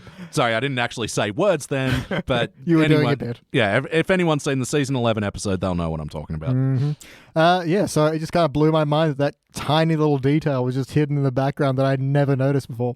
Oh, bless Simpsons for doing that, right? You filthy bastards, possibly. And what stands out to me, I mean, and in a musical moment for this episode, I love the song 9 to 5 by Dolly Parton. Dolly Parton fucking rules. And I love this sort of montage where it's not just the music thing with a bunch of visual gags happening. We're sort of, going in and out of the music to the new... Because the music is the transition of time, and then it's all the jokes in between. Yeah. It surprised me in this watch, just this doesn't seem to be a format of montage that's used in many shows at all, and I really wish they'd do it a bit more because, like you're saying, with the music, it really helps with the sense of time, and like it makes these moments feel like Homer actually went and did a job. We're not just watching a sketch show of random shit. And it's an upbeat song that kind of carries, it feels like a fun montage, even though technically it's pretty depressing. Well, I mean, that's the duality with the song, right? Depressing as fuck lyrics with, the upbeat country Dolly Parton. And Homer slashing a woman's hand by accident. God. Handle first. And I like with that montage, because this whole episode essentially takes place over 9 months, that montage is a good way of shrinking down that time, and really, it's a good way of just, instead of saying 4 months happened, you just get that montage of him doing all these different jobs. Yeah, that's right. Speeds up the plot. Yeah, you don't get a 4 months later thing, and it doesn't feel cheap in that way, and you But get you like dogs. yeah. What a crappy candle. You've ruined our vacation. I love that. It's just the pettiness of like getting upset about a badly shaped candle. What one of my Simpsons trivias, for the record, if you haven't seen my Twitter, which I'll plug later, I am pretty much, my team is undefeated in Simpsons trivia, except the one time we came second, and I will not let that go by. But one of the questions was like, name every single job that he did during this montage. And my brother, who does the whole, he's the scribe, he specifically put in the exact name of the dog training place. Oh shit! What was that even? It's like the Pitiless Pup something. I'm not my brother, but what I like is there's another Simpsons podcast, No Money Down, who are also from Brisbane, and they are part of our trivia. They go to the same place we do on a different team. They complained about how our team has a frickin' Rayman, like Rain Man. Like that was the exact way to describe my brother, and that scene's now immortalized because it pissed off people that much. I got to hear about it on another podcast. Oh, that's awesome. So that montage, good. I liked it. This is a good show. Yep. And now remember, this is not one of those shady pyramid schemes you've I heard was about. just going to that. Our model is the trapezoid. Guarantee you 800% within a few hours.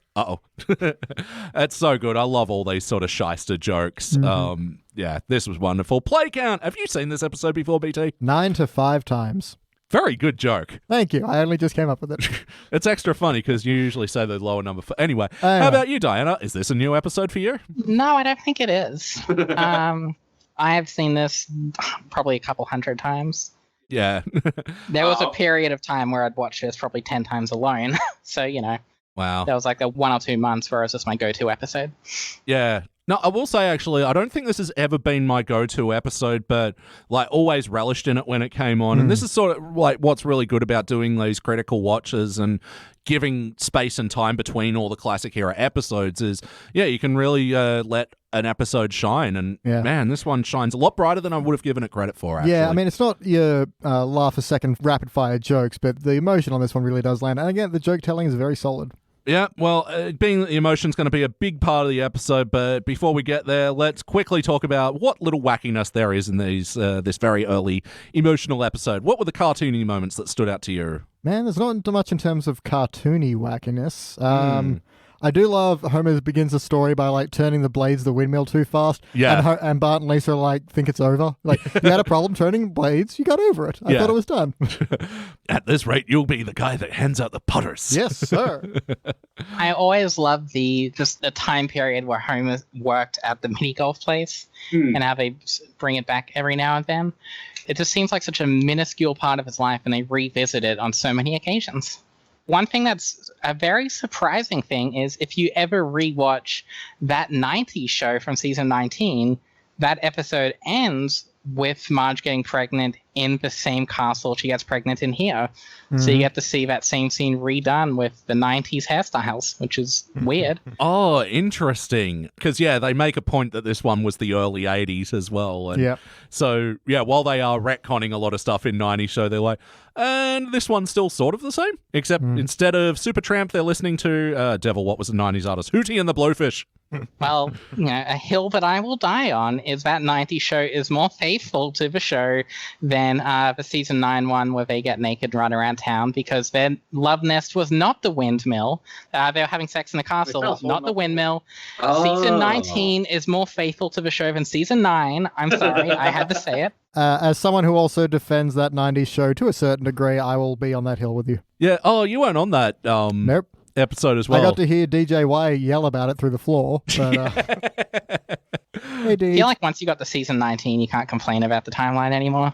No, that's it. Yeah, because that was actually an early source of confusion for us. We didn't really know how long it was between Marge and Homer getting together at the end of high school and then Bart's birth. And like, while this one does sort of skip over the previous 5 years as well, like, I like how we get this little slice of Homer and Marge here and doing 80s things like going to see The Empire Strikes Back. But it wasn't Cosmic Wars, it was actual stuff. Yeah, That's it. Yeah, not only did they name the actual thing, they did the spoiler with full names and even a little bit of the Imperial March music sting as well. Message in a bottle, yeah. I don't actually know why this scene was in this episode. It's sort of...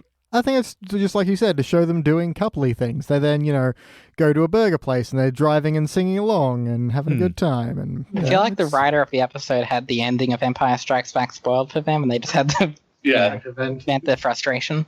Yeah, Empire was one of those things where, like, spoiler alert, Luke is Darth Vader's son. No one ever phrases it like that. That was just, like, ruined to me for so long that it was from just all the, common knowledge that, like, it was never a spoiler for me. But I imagine for 1980 audiences, it was a bit different. But no, my version of that was, like, I was going to see The Sixth Sense that weekend and someone told me the thing, and I'm like, well, fuck. Yeah, well, that sucks. And I didn't think the movie was very good anyway. My one was Dark Knight Rises. Not the worst thing to have, but it was talking to a guy at work. He's like, I can't believe it. Letterman's ruined the ending on his show last night. I'm like, oh, wow, that sucks. He goes, yeah, he was just interviewing Anne Hathaway and goes, oh, I hear Batman dies at the end. It's like, wait, you're complaining about Letterman ruining it for you and you just ruined it for me? What the fuck is wrong with you? But did he die at the end? Yes. Well, no. Yes. It makes so much more Trilogy sense. did. Yeah. The trilogy. Makes so much more sense if Alfred's just hallucinating him right at Yeah. the end there. What was your big spoiler, Diana? Do you have a big spoiler? There's a lot of things that have been spoiled to me, but they're not like big moments. They're just like, oh, I was going to watch that, but I don't care too much. Yeah. There was a moment where I spoiled a movie for someone, but it doesn't have the same weight as Dark Knight Rises or Sixth Sense or Star Wars. I just remember, still to this day, when I was a kid, I spoiled the ending of Scooby-Doo live action movie. Yeah, now that's something I'm never going to live down. My brother is probably still pissed.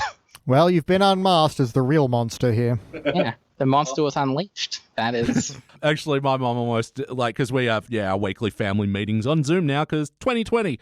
And, she's been listening to Pulp Fury Radio, our new scripted podcast series. And she was asking me about one of our shows, which is like a murder mystery set on a train. She's like, so just with the ending, and I'm like, up. And she's like, and so with the ending where, what's his face? No, the other family haven't heard it yet. Maybe want to ask me outside of this. Anyway, go check out the last known sighting of Irma Strauss and see if you can guess who the murderer really was. Yes. Anyway, so let's plow right ahead to the heart. What are the big emotional moments? Repossessing things is the hardest part of that guy's job. How can they have such an emotional moment and then cap it off with just such a silly flippant joke like that? That's great. The heartbreak with Marge as she gives back the ring is just like, repossessing things the hardest part. Yep. God damn. One thing I did like, which is a bit more subtle, is Selma is the one that wants to tell Marge about Homer. And Selma has a history of wanting a family and caring about that. So I like that Selma actually cares about Marge's happiness and having a family, whereas Patty is always saying, shut up, don't spoil it. Yeah, Patty being bitter and, as it would turn out later, closeted as well. And yeah. But Selma really, at the end of the day, wanted Marge to be happy, because she also cares about family and things. Yeah. That's Patty sort of- won't get a moment until season 14, which is slightly problematic, Oof. and that's about it. Slightly. Slightly, yeah, no, I haven't Is that- seen the episode in like 15 years. Maybe it's slightly not as bad as I remember it being. It was a hard watch. It was a hard one to watch. Yeah. But yeah, it's actually, I found it was weird, in these earlier episodes, the pace is a bit slower, but this ending really sort of came in, once Homer left. It really very unraveled strong very moment. quickly, but like it all worked for me. And especially like when they do see him at the gulp and blows, what's a hair doing in my taco? It's just gets the cheese all over his arm. Just God, he Alexa. sucks. Just the zoned out expression on his face is really good as well. But I really like the moment where he puts the for sale sign on his car, pulls the disco sucks sticker off, and slaps it on his luggage. There's a heart moment there. It's still a joke, but it's very just ingrained. Like this is him putting forth an effort, Yeah. Well, especially with that small scene of Marge getting the envelope filled with money from him, it's just like, oh, wow, yeah, he's really cutting corners and, trying to make sure she's getting the most he can offer. It's just heartbreaking, like, having to see Homer go through this. And because he doesn't necessarily have to leave, he's just kind of ashamed of himself. Yeah, and I think that's reflected in the sense that Marge really wants him back, but he's like, no, I've got to Yeah. go out and make something of myself and send you everything I can. And despite the fact that then he'd have to find somewhere to live that would be a greater increase to his cost. But, let's work on details I'm later. assuming he stayed with Barney, or maybe even his dad again, but I kind of wish it was just a single scene. Yeah, if it was showed him with Grandpa or him with... Oh, by the way, with Grandpa as well, his way of telling proud of his boy for finding a woman that he loves is like, you got the fish, now you just got to smack her with the oar. Jumped right in the boat. Jesus, Grandpa. Well, you know what they say, if you like it, smack it with an oar. I'll replace my Disco Sucks bumper sticker with that. What were some other emotional moments? God, this episode was drippy with them. Yeah, The Matt. proposal, that was really well. It was, once again, a sweet moment, but they somehow made it really funny. Yeah, with his butt just in frame and he's stuck over the seat. Pat said, give me the card. That's the one. Yeah, she's just read out the entire thing, and he's like, yes, that's That's that. it, give it to me.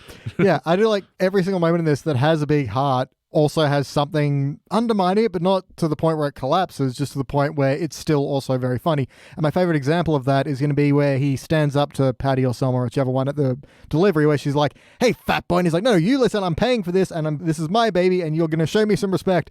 But then I like that he overextends by like, get out of the way, I'll deliver this baby. Oh, a college boy, eh? Like he's just riding that high a little bit too far, and I do love that. Yeah, that's it. It's still Homer. He's still a dumbass. He's just got a bit of confidence at the moment. Yeah, he's firing all cylinders, and he doesn't know how to stop. I'm going to buy a house tomorrow.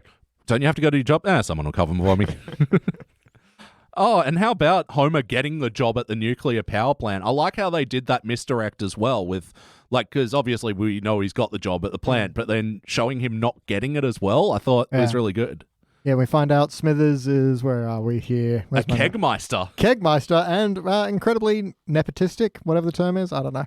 He's only hiring people he used to know from his frat. I mean, sure, Homer has legitimate reasons to reject him, but still. Yeah, like, that was flagrantly illegal what Smithers was doing. Maybe not in the 80s, I don't know. It was the go-go 80s. It was non-stop. And I mean, even if the other two didn't have clear biases with Smithers, Homer was so inept in it. You would have had to pick him anyway. They do support it with, I do like, what would you say is your biggest weekness? Oh, well, I am a workaholic. I and push myself too hard. I'm a bit of a goof off. Takes me a while to learn things. Stuff will go missing from the office. And they're both like, that's enough. I also like, with the job, they specifically say he's a nuclear technician because obviously he didn't start off as a safety inspector. Nope. So, That's right. I feel like if this was a later episode, they would have just said he's safety Fucked it inspector up. and just left it at that. Mhm. But they did seem to care more about the series history at this point. Yeah, wow, even more connective tissue with Homer's Odyssey. Mm. We never This usually... is the real sequel to Homer's Odyssey. You'll go in that playlist at the end. Yeah. And actually, you were saying this is your favorite flashback episode. What brings you to that conclusion? First of all, it just is. So with the flashbacks, I feel like this has the most heart. And it's probably, I feel like, the second funniest of the flashbacks. The funniest outright, I feel, is And Maggie Makes 3. Yeah. But that is so zany and hilarious. And there's heart at the very end, but that's just kind of at the very end. This whole episode is, the entire episode is heart. and then you have those jokes sprinkled within. So I feel like this is more consistently, straddles both those lines. Yeah, well, I mean, the flashback episodes kind of end up being indicative of the seasons they're in, because, that's totally what's happening here. Season 3, we got a lot more hard episode, and this is a lot more of a focused show than in Season 2, and then with the Season 4 one, you get, cartoony things like Bart swinging around on a washing line and stuff, and then, by the time you get to Maggie Makes 3, don't worry, little Timmy, we'll make it to California someday. Sure we will, Mr. Homer. I totally agree. This is just dripping with heart and emotion, and who hasn't felt like they're not good enough sometimes? It's endlessly relatable, and Homer's determination is very touching and inspiring. Yeah. Well, what makes this one one of the top tier flashback for me, is that they do a tricky thing in a flashback episode where they make you think maybe not everything's going to be okay, and it's a hard thing to do when you do know he's going to get the job, they're going to have a house. They added drama to something you already know the ending of. Yeah, it's a difficult thing to do. And they even called attention to it, where Lisa is sad, saying it's a really sad story, and Bart's like, oh, we already know how it's going to end. Yeah. And once again, they get an emotional moment and put some jokes in it. So you go straight from Lisa crying to Bart spoiling how it's ending. Yeah, and I do really like how the story is affecting Bart and Lisa as we go through, because at first they're outside immediately, then later on there's a bit where they're arguing over names, and as soon as Homer starts up, Ariel, cool Mo D, Ariel, cool Mo D. But as soon as Homer starts up the story again, they just both bolt from the room. Yeah. But then over time they end up, back on the couch and then playing on the floor in front of him, and by the end they zoned out again. They're playing Chinese checkers, but they're still hovering. Yeah. It's a nice little arc of its own. And Ariel, of course, a reference to The Little Mermaid, and Cool Mo D is a very, very 90s rapper. Yeah, so there's that. But ultimately, did this feel like an episode of The Simpsons? This is the characters we all know and love. Indeed. Yeah, look, this question's kind of a wash because I think we've been saying nothing, but this juggles The Simpsons history incredibly well. Although, as we know, Bart was born in the late 90s in that 90s show, so it didn't get that down, but other than that, it tried its best. Look, time and The Simpsons don't fit together. We know this. I didn't see Homer write any grunge, so... Fucking hell. He hadn't invented it yet. Come on. It is weird to think that if you add all those past episodes into some weird time-displaced timeline, they shouldn't be as broke as they are, considering Homer was such a rich musician then. That's it. Well, I mean, all that money came and it went, You're earning big if Weird Al's covering you. And why didn't Weird Al recognize him in that episode? Anyway, a lot of questions raised by that 90s show. I mean, it'd been 20 years. How do you think they got Weird Al's number? True. They already knew him. Playlist question. What are some episodes that pair well with this one? Oh, I've got several. Hibbert's haircuts, for starters. People Marge has a crush on. She mentions Ted Bessem? Ted Blessem? I don't know what his name is. I wrote Ted Dessel. Whatever. Dessel, Bessel, whatever it is. A playlist of people jumping out the windows, from the trapezoid guy to the PTA disbands. People jump out of windows a lot in this show. How about you, Dino? What are the Golden Blow playlist. Oh, Blow reappears and Krusty gets cancelled, where Sideshow Mel's working. Definitely. And according to the wiki, there are other episodes, but I do not recall them, but they exist. Ted Bessel was an American television actor and director. He's best known for his role as Donald Hollinger, the boyfriend and eventual fiancé of Marlo Thomas's character in the TV series That Girl, 66 to 71. That girl. He was an actor in the 60s. Yeah, I can't show you, obviously, Diana, but yeah, that is just such a... Wow, it's like if you slightly inflated Chevy Chase. But yeah, it's just that 70s pompy hair and big plaid suit and yeah. But other playlists, this would go in the Star Wars is actually a part of a Simpsons universe playlist. Oh, yeah. I can't think of any good ones. I was going to say R2-D2 playing the bass, but I didn't want that episode to be the only one I could reference, because that's not an episode I would rewatch again. No, just that one scene. There's probably others. Well, and of course, you got the Kids Being Born trilogy, so yeah, this, Lisa's First Word, and Maggie Makes 3. Marge doing that roller skating waitress job. Oh, yeah. This is the Homer's Odyssey playlist. It's clearly going there. The spider's web that comes off from that episode, very interesting. The mini golf love nest episodes. So Oh, that yeah. 90s show and the season 9 episode, which is wrong and couldn't remember its own history. And I will never stop bringing that up. Well, yeah, the Sir Puddlelots playlist as well. Do that one where Rod and Bart are in the competition? Yeah. Todd and Bart, excuse me. All right, yeah, that's good for playlists. But now we're getting into the editing part of the questionnaire. Diana, what would you like to change about this episode? Honestly, I can't think of anything I'd change. It is that good. Maybe just explain, pretty much to say that, Bart was born in the late 90s and that 90s show, and that's all you need to do. I can't think of anything to change. It is that phenomenal. This is like the quintessential episode. I would change Homer being older than 24 because I don't like being older than this version of Homer. It's kind of depressing knowing that, Homer kind of got his career at 24 and here I am.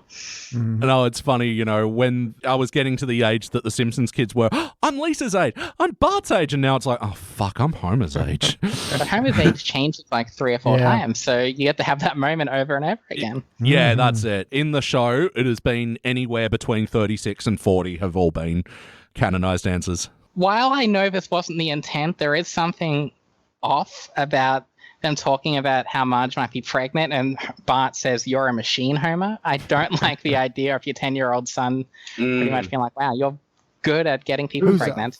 Fuck machine. You are, Dad. Oh my gosh. That's just one of those things. Maybe just take out that one line. That's it. How about you, BT? What would you like to change?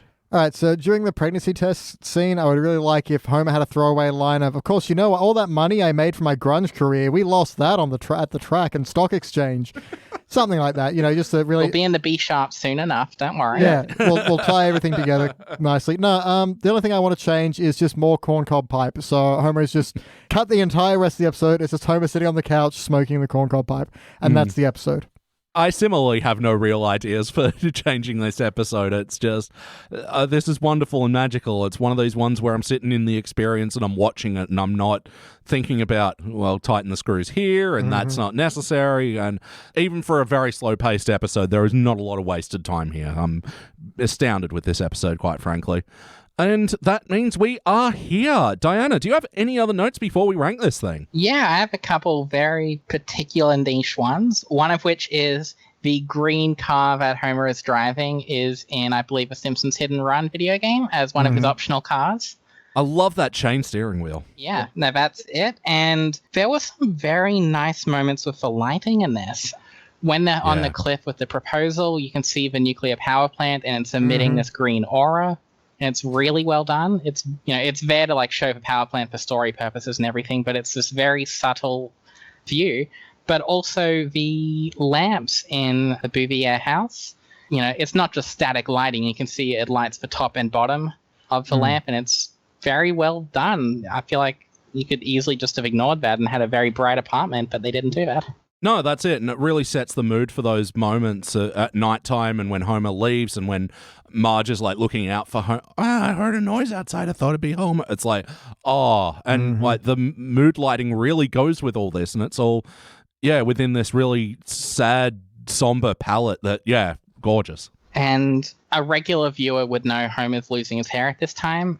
But I like that they called attention to you could get a cat and it would leave less hair, and then you see there's hair in the food they're eating. So, for someone who's never seen The Simpsons before, this could really, this would explain he lost a lot of hair at that time, I guess. It's just it's like something that doesn't feel forced in, but it really gives weight to this period of time where Homer lost all his hair. No, definitely. Instead of ripping it out when every time a kid was born.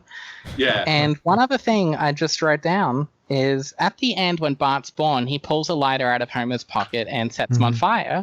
Yep. Why does Homer have a lighter? Why did he bring a lighter to his baby being born? One day I'm going to get a corncob pipe and make this lighter. Finally have something to do with this lighter. Yeah. That's my best explain. Look, everyone on the grunge scene carried a lighter. Oh, for fuck's sake. And it's just a standover from that. Yep.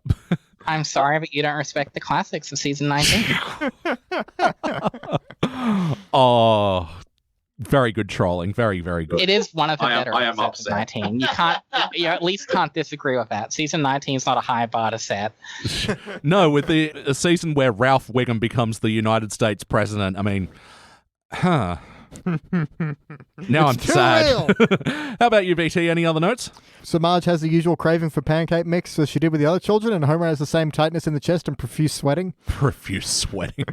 Let's see. I just love Homer's employment rant when he walks up to Mr. Burns like, if you're looking for the kind of employee who will just push around and never stand up for himself, I'm your man. And if you don't like that, I can change. And Mr. Burns, I love your style. It's feisty yet spineless. Yeah. Yeah, fantastic. And then also the great little button when Homer leaves the room is like, Simpson, eh? I'll remember that name. Yes. That for me just felt like a joke. Well, again, it's at this point, it's not overdone, and it's definitely tying in. Yeah, it's an example of the show remembering itself. Yeah. And my last note is, right at the end when, his kids gather around, he's just hugging them and telling them how all is such a blessing, and then Marge runs in and is like, I'm not pregnant. He just pushes them off and jumps up and high fives.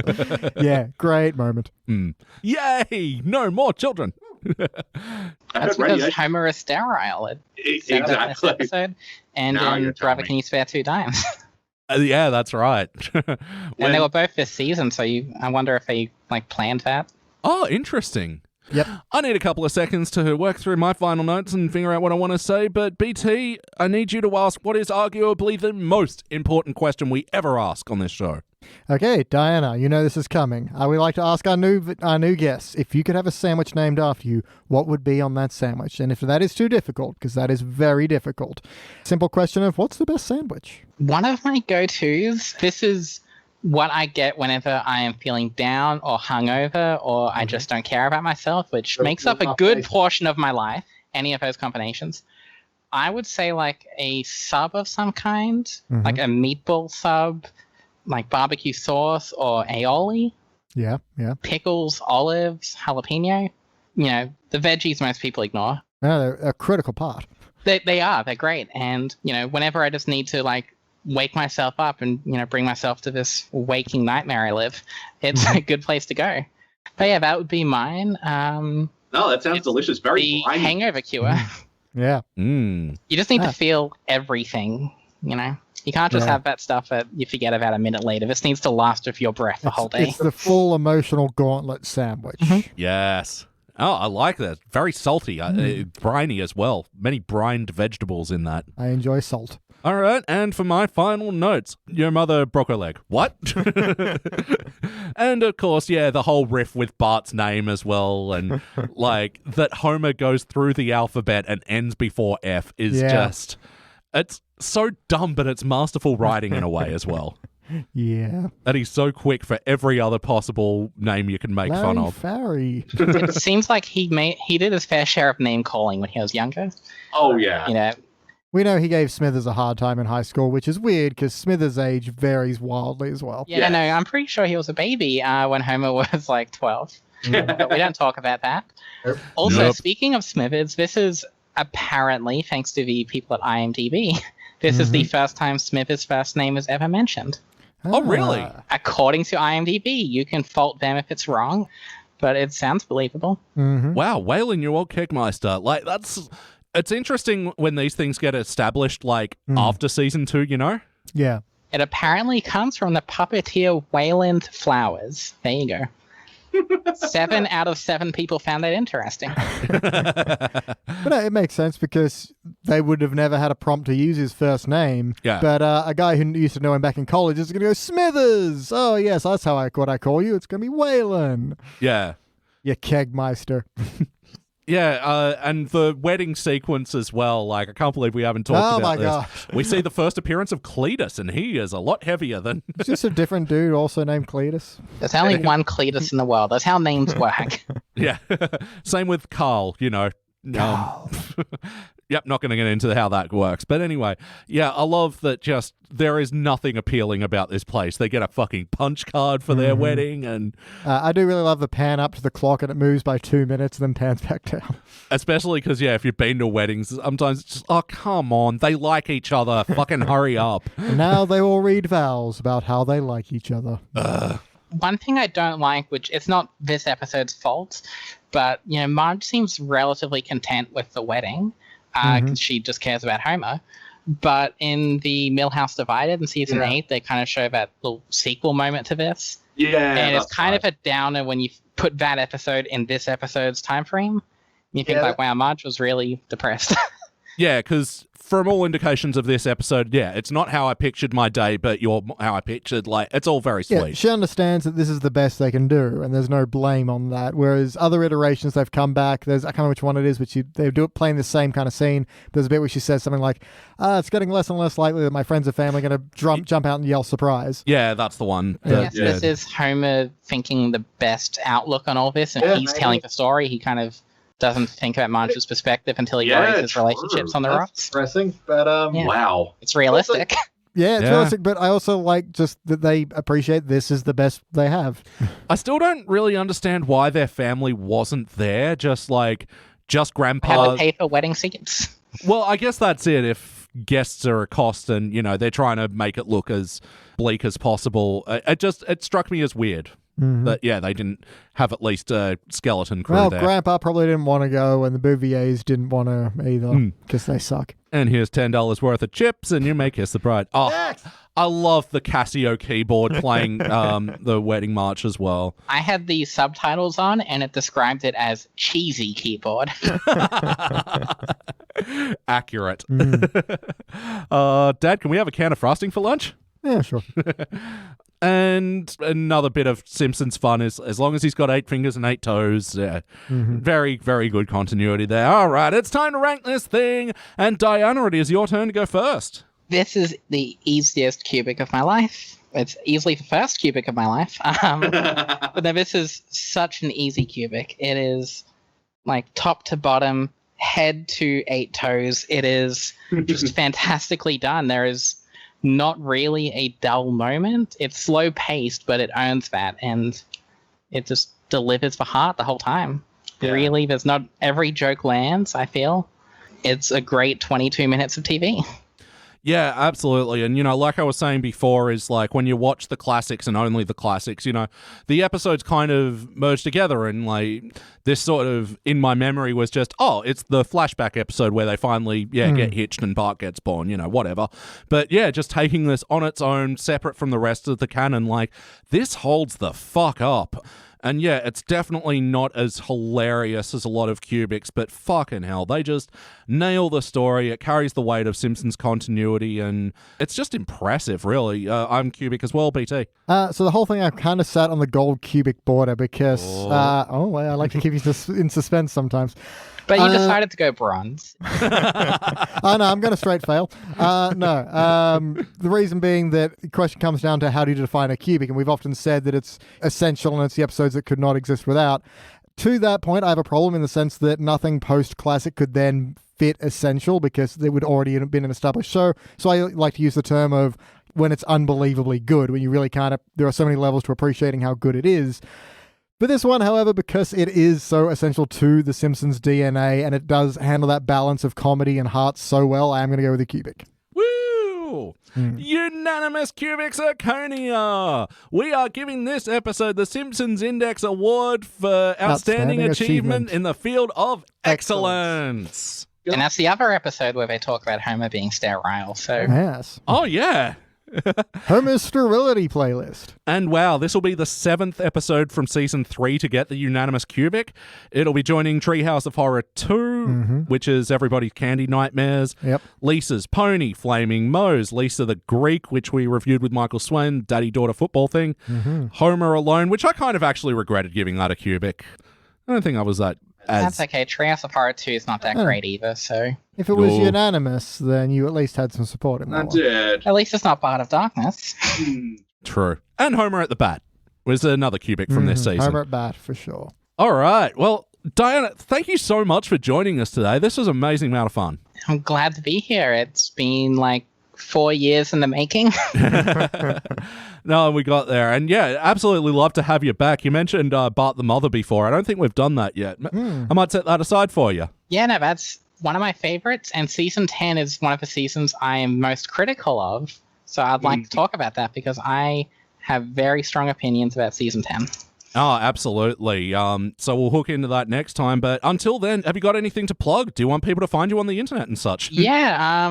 So I have a Twitter, which is Gap Freezer. So GAP and then Freezer, like the thing you put things in to make them cold. Not like the Dragon Ball Z villain? It's related to an old 2012 username of mine on the internet, and it was related to Dragon Ball, and I'm trying to distance myself from it, but we all have that, part of our lives we want to forget about.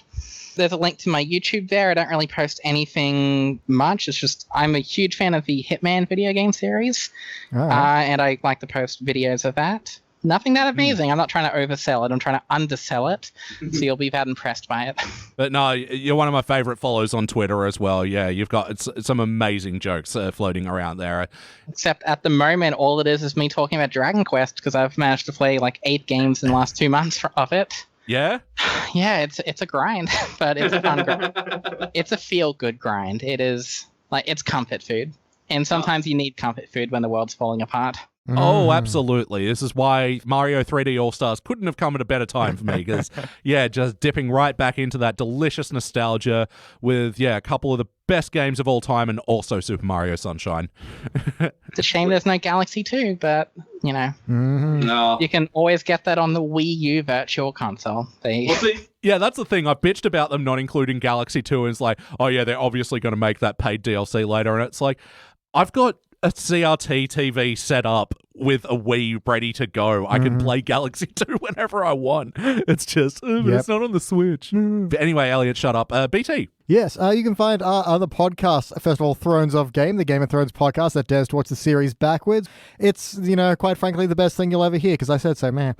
And we're approaching the end of Game of Thrones Season 4, our Season 5, and we've got a special guest lined up for our finale. Come on, surprises. I'm teasing it. But I'm not going to say who the special guest is. All right, fine. They'll have to tune in later and find out. Yeah, and our other podcast But let me just say, this guest is one good guest. Why do you do these things? Sorry. And our other podcast is the scripted fictional Scripted? I hope not. scripted series podcast, Pulp Fury Radio, where we take a bunch of pulp genres like horror, mystery, sci-fi, and noir, and just give you an hour story of entertainment there. I cannot words. You can spoil it in front of Elliot's family. Exactly. I know. The killer was Elliot all along. Fun. So anyway, that's all of us then, I suppose. Once again, Diana, thank you so much. This is a lot of fun. That's no problem. It's good to finally talk about how that 90s show cares more about Simpsons continuity than Season 9. Well, thank you, Diana, member one of two of the That 90s Show Defender Club, and the other member, of course, BT Calloway. Thank you for joining us. I haven't paid my dues, but The real Gems liked it a little bit, I think. So, there's a couple. I'll have word with that real There are Jims. dozens of us. Dozens. All right, let's get out of here. And I'm your host, Elliot J. O'Neill. That's all the mustard in the house. Thank you for listening to the Simpsons Index podcast, which is also an online spreadsheet available at thesimpsonsindex.com. You can chat to us online at facebook.com/thesimpsonsindex or at Simpsons Index on Twitter and Instagram. And now please stay tuned for the bonus scenes. I was just distracted looking at something, because this episode was released on the day the Soviet Union officially dissolved. Apparently, IMDb trivia is at it again. Coincidence? Definitely not. Yeah. This episode is actually what, this and Rocky IV, I think, are what made the Soviet Union disband. Yep. Well, until Lenin would rise again in the Home and Navy episode, which is... Rocky 16. Message in a bottle, yeah.